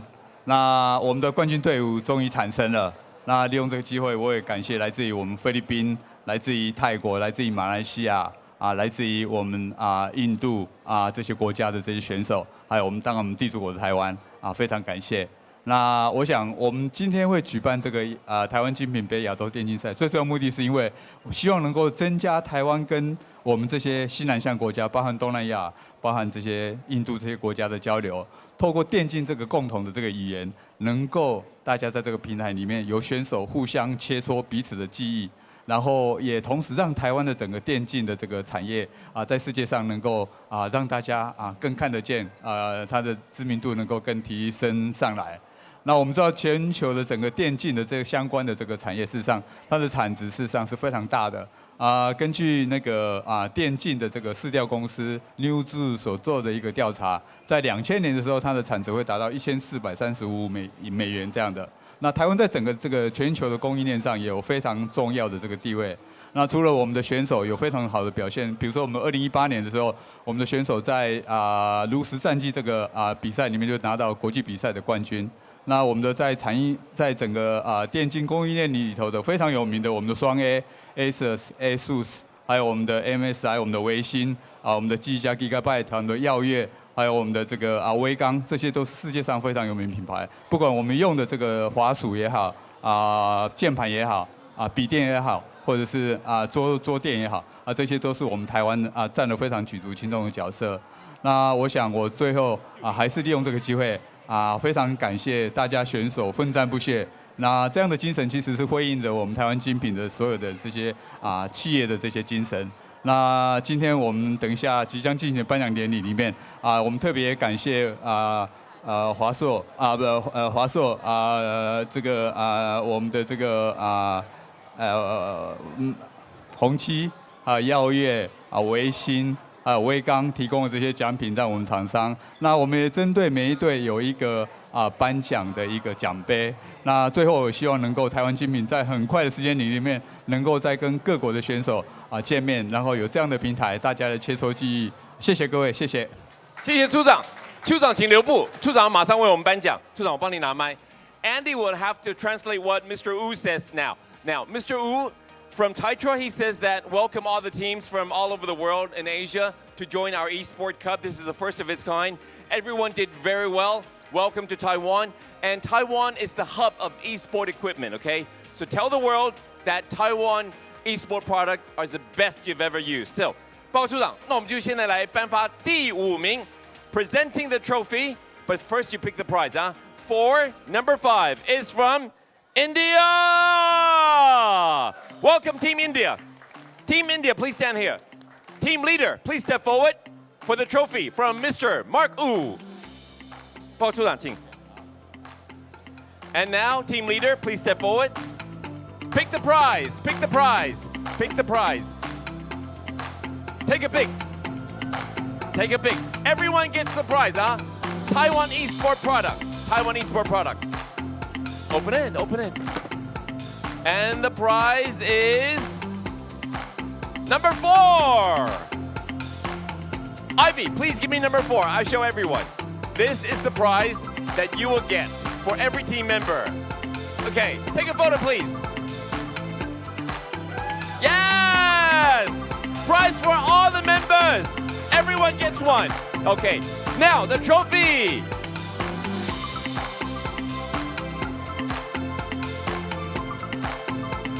Ladies and gentlemen, Taiwan Excellence Esports Cup 2019 trophy for India. Okay, everyone step forward, take a photo. Everyone step forward, take a photo. Take a photo together. 报告处长，处长在中间，处长在中间。Take a photo again. Thumbs up for India. Come on, come on. It's for friendship. Thumbs up for India. Yeah! India, come back again, all right? Come back again. Thank you. Thank you so much. 谢谢处长。And Team India, acceptance speech. One person. How did the game go? Team leader. Come. One person. Acceptance speech. Overall. Tell us about overall. It was pretty good, to be honest. The shorter format was surprising for each and everyone, though it was equal for all. And we had we actually made a new friends from the different countries. That's the main reason, and that's it. Okay. Yep. Thank you very much. Thank you, Team India. 他说呢，来到这边玩电竞，交了很多的朋友，也学习到很多新的事物。Thank you, Team India. 报告处长，紧接着呢，我们要颁发的是第4名 ，presenting the trophy for number 4, Malaysia. Team Malaysia. Team Malaysia.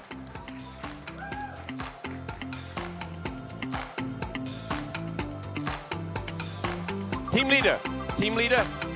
Step in the center. Yes, okay, team leader. Now, pick the prize. Taiwan eSport prize. Pick the prize. Taiwan eSport prize. And the prize is show everyone, huh? 这些奖品都是我们台湾的电竞产品。Tell us the number. Tell us the number. And Ivy will bring it up. Ivy, bring up number 5. This is the prize. 报告处长，我们送给我们的 Team Malaysia. Everyone gets one. Everyone gets one. Okay.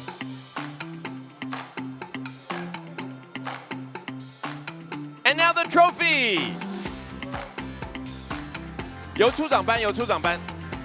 Congratulations! It's okay. The tournament is for friendship.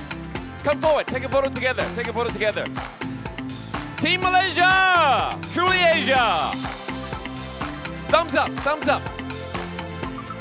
Okay, thank you. Thank you so much. Team leader stays, huh? Make a short speech. Make a short speech. Overall performance and comment. Overall, I think we enjoy the trips of the tournaments and the experience that we have. The new format is different, but eventually we enjoyed it and we are happy with our performance as well. So, yep. Thank you, Taiwan. Thank you for having us, and I hope to see you guys next time. Thank you so much. Thank you, Team Malaysia. 包处长他表示呢，他学习到了新的赛制呢，而且来到这边交了很多朋友，他希望再次来到台湾。Yeah, thank you. Taiwan loves Malaysia and Taiwan loves India too. Okay, now, ladies and gentlemen, 包处长，我们要 present trophy for team number. This is 第3名。Thailand, yes. Thailand. Sorry. Philippines. Philippines. Please welcome Philippines. Philippines, congratulations. You are the third place. Please, pick your prize. Team leader, pick the prize. The prize box. Hey, hello. Pick the prize. And the prize is, show me, show everyone. Number 3, Ivy, number 3. This is the keyboard from TT. Hold the prize, Take a photo together, Look at the camera. Congratulations, Team Philippines, you are third place. Yes. Congratulations. And now the trophy,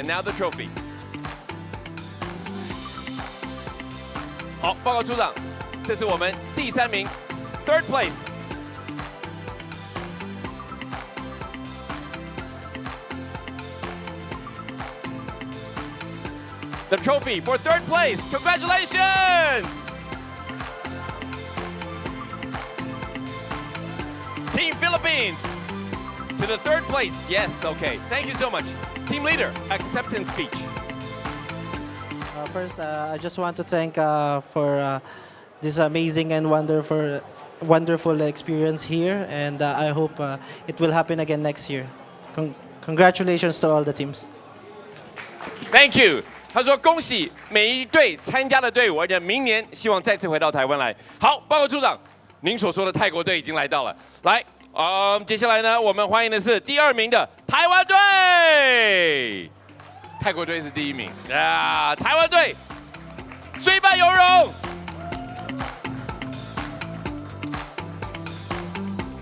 Thailand, you're coming up soon. You're coming up soon. 来，我们请队长请出列 ，Crazy Face， 请抽出。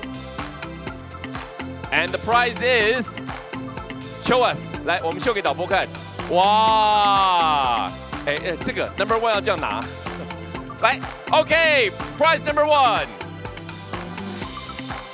来，由处长颁。This is MSI，yes， 微星科技。Taiwan ESPORTS product from MSI. For Sad Story. And now the trophy for second place. 来，请看导播，掌声鼓励给我们台湾队。来，摄影师 take 一下啦啦队，台湾队的啦啦队，欢呼一下。台湾队的啦啦队，台湾队。台湾队 ，Very good， 谢谢。你看，包处长，我们台湾队好热情哦，台湾队的啦啦队非常热情。来，你就发表得奖感言吧。就很享受这次的比赛，然后也感谢那个台湾精品给我们这次的机会，跟他们交流交流。感谢外贸协会。也感谢外贸协会。这就对了。Thank you to Team Taiwan. Many thanks to Taitra. Thank you so much. Thank you. 好，报告处长，紧接着呢，我们要欢迎的冠军队伍了。Ladies and gentlemen, can you tell me who is the champion team this year? And where is Thailand team? Come, Thailand, bun. Team Thailand, team leader, pick your prize. And this is your prize. No need to pick. All right, MSI, 微星 yes, MSI. Taiwan ESPORTS product from MSI, 微星科技的台湾电竞产品。感谢微星科技的赞助 ，Thank you so much. And this is the champion trophy, 冠军奖杯。Raise the flag. Thailand.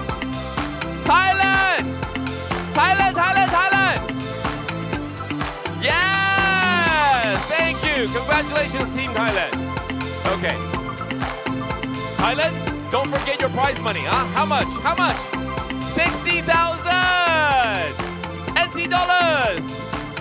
This is the prize money. Hold this for the photo. 包处长，他拿。Okay. Let's take a photo together. Okay. Let's take a photo together. The prize money is 60,000, 60K NT dollars for champion Thailand. When I say Thailand, you say boom boom. Thailand. Thailand. Thailand, Thailand, Thailand. Thank you very much. Congratulations. Wait, don't go yet, don't go yet. Acceptance speech, acceptance speech. You help him hold it, you help him hold it. Acceptance speech. Thank you for you guys. We're so happy to be here in this tournament in Taiwan, and hope to see you guys next year. Thank you so much. Okay. Thank you. 他说特别感谢主办单位，特别感谢台湾。Taiwan loves Thailand. Thailand loves Taiwan. Now, okay. Thank you so much. Team leader stays with the trophy. Okay. All teams, team leader with the trophy, come up for the group photo. All team, all team, all team. Everybody, please stay, please stay. All the team together. And team leader, hold the trophy high and take a group photo, okay? 现在是各队的大合照. All team members with the team leader holding the trophy high and take a group photo. 我们恭请处长在中央，处长在中间。All team members. 各队的所有成员 all team members. Hold the trophy high, hold the trophy high.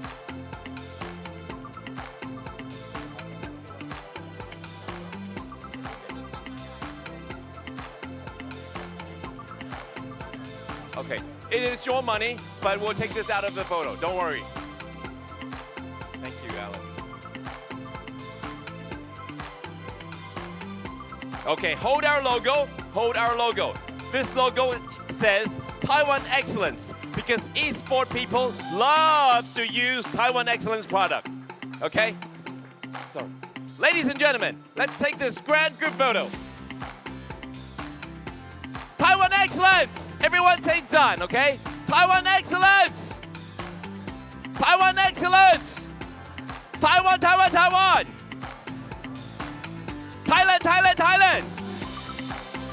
Malaysia, Malaysia, Malaysia! Philippines, Philippines, Philippines! And don't forget, India, India, India! Okay, boys and girls, boys, do you want to come back next year? Okay, if you want to come back next year, you must say with me, Taiwan Excellence, see you again, okay? Can you do that? Wait, again. When Andy says 3, 2, 1, you say, Taiwan Excellence, see you again, okay? 3, 2, and 1. Very good, one more time. Taiwan Excellence, see you again, one more time. 3, 2, 1. Thank you. Do you love Taiwan Excellence? Taiwan Excellence loves you. Thank you so much. Thank you. Congratulations to Thailand. Congratulations to Taiwan for second place.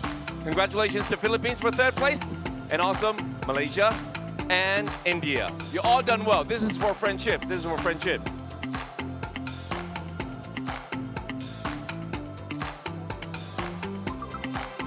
好，各位，您正在收看直播的话，谢谢您全程收看2天的台湾精品杯亚洲电竞友谊赛，这是第1届的Taiwan Excellence。We'll see you again， 谢谢各位，谢谢 Taitra， 谢谢我们国际贸易局，谢谢大家。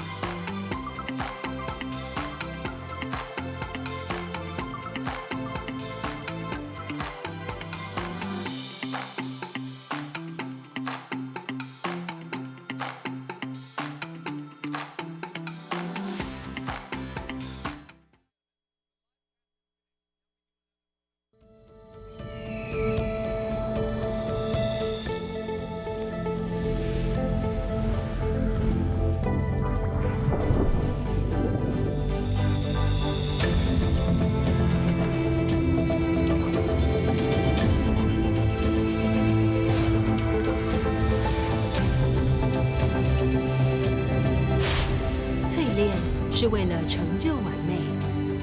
台湾精品。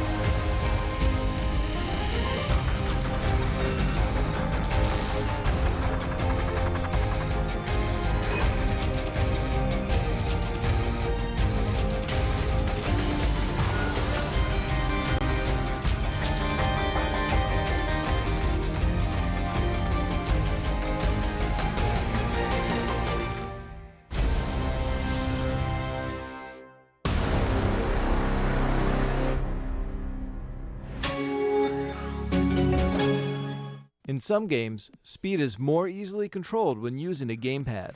But what if you want the same functionality on a keyboard?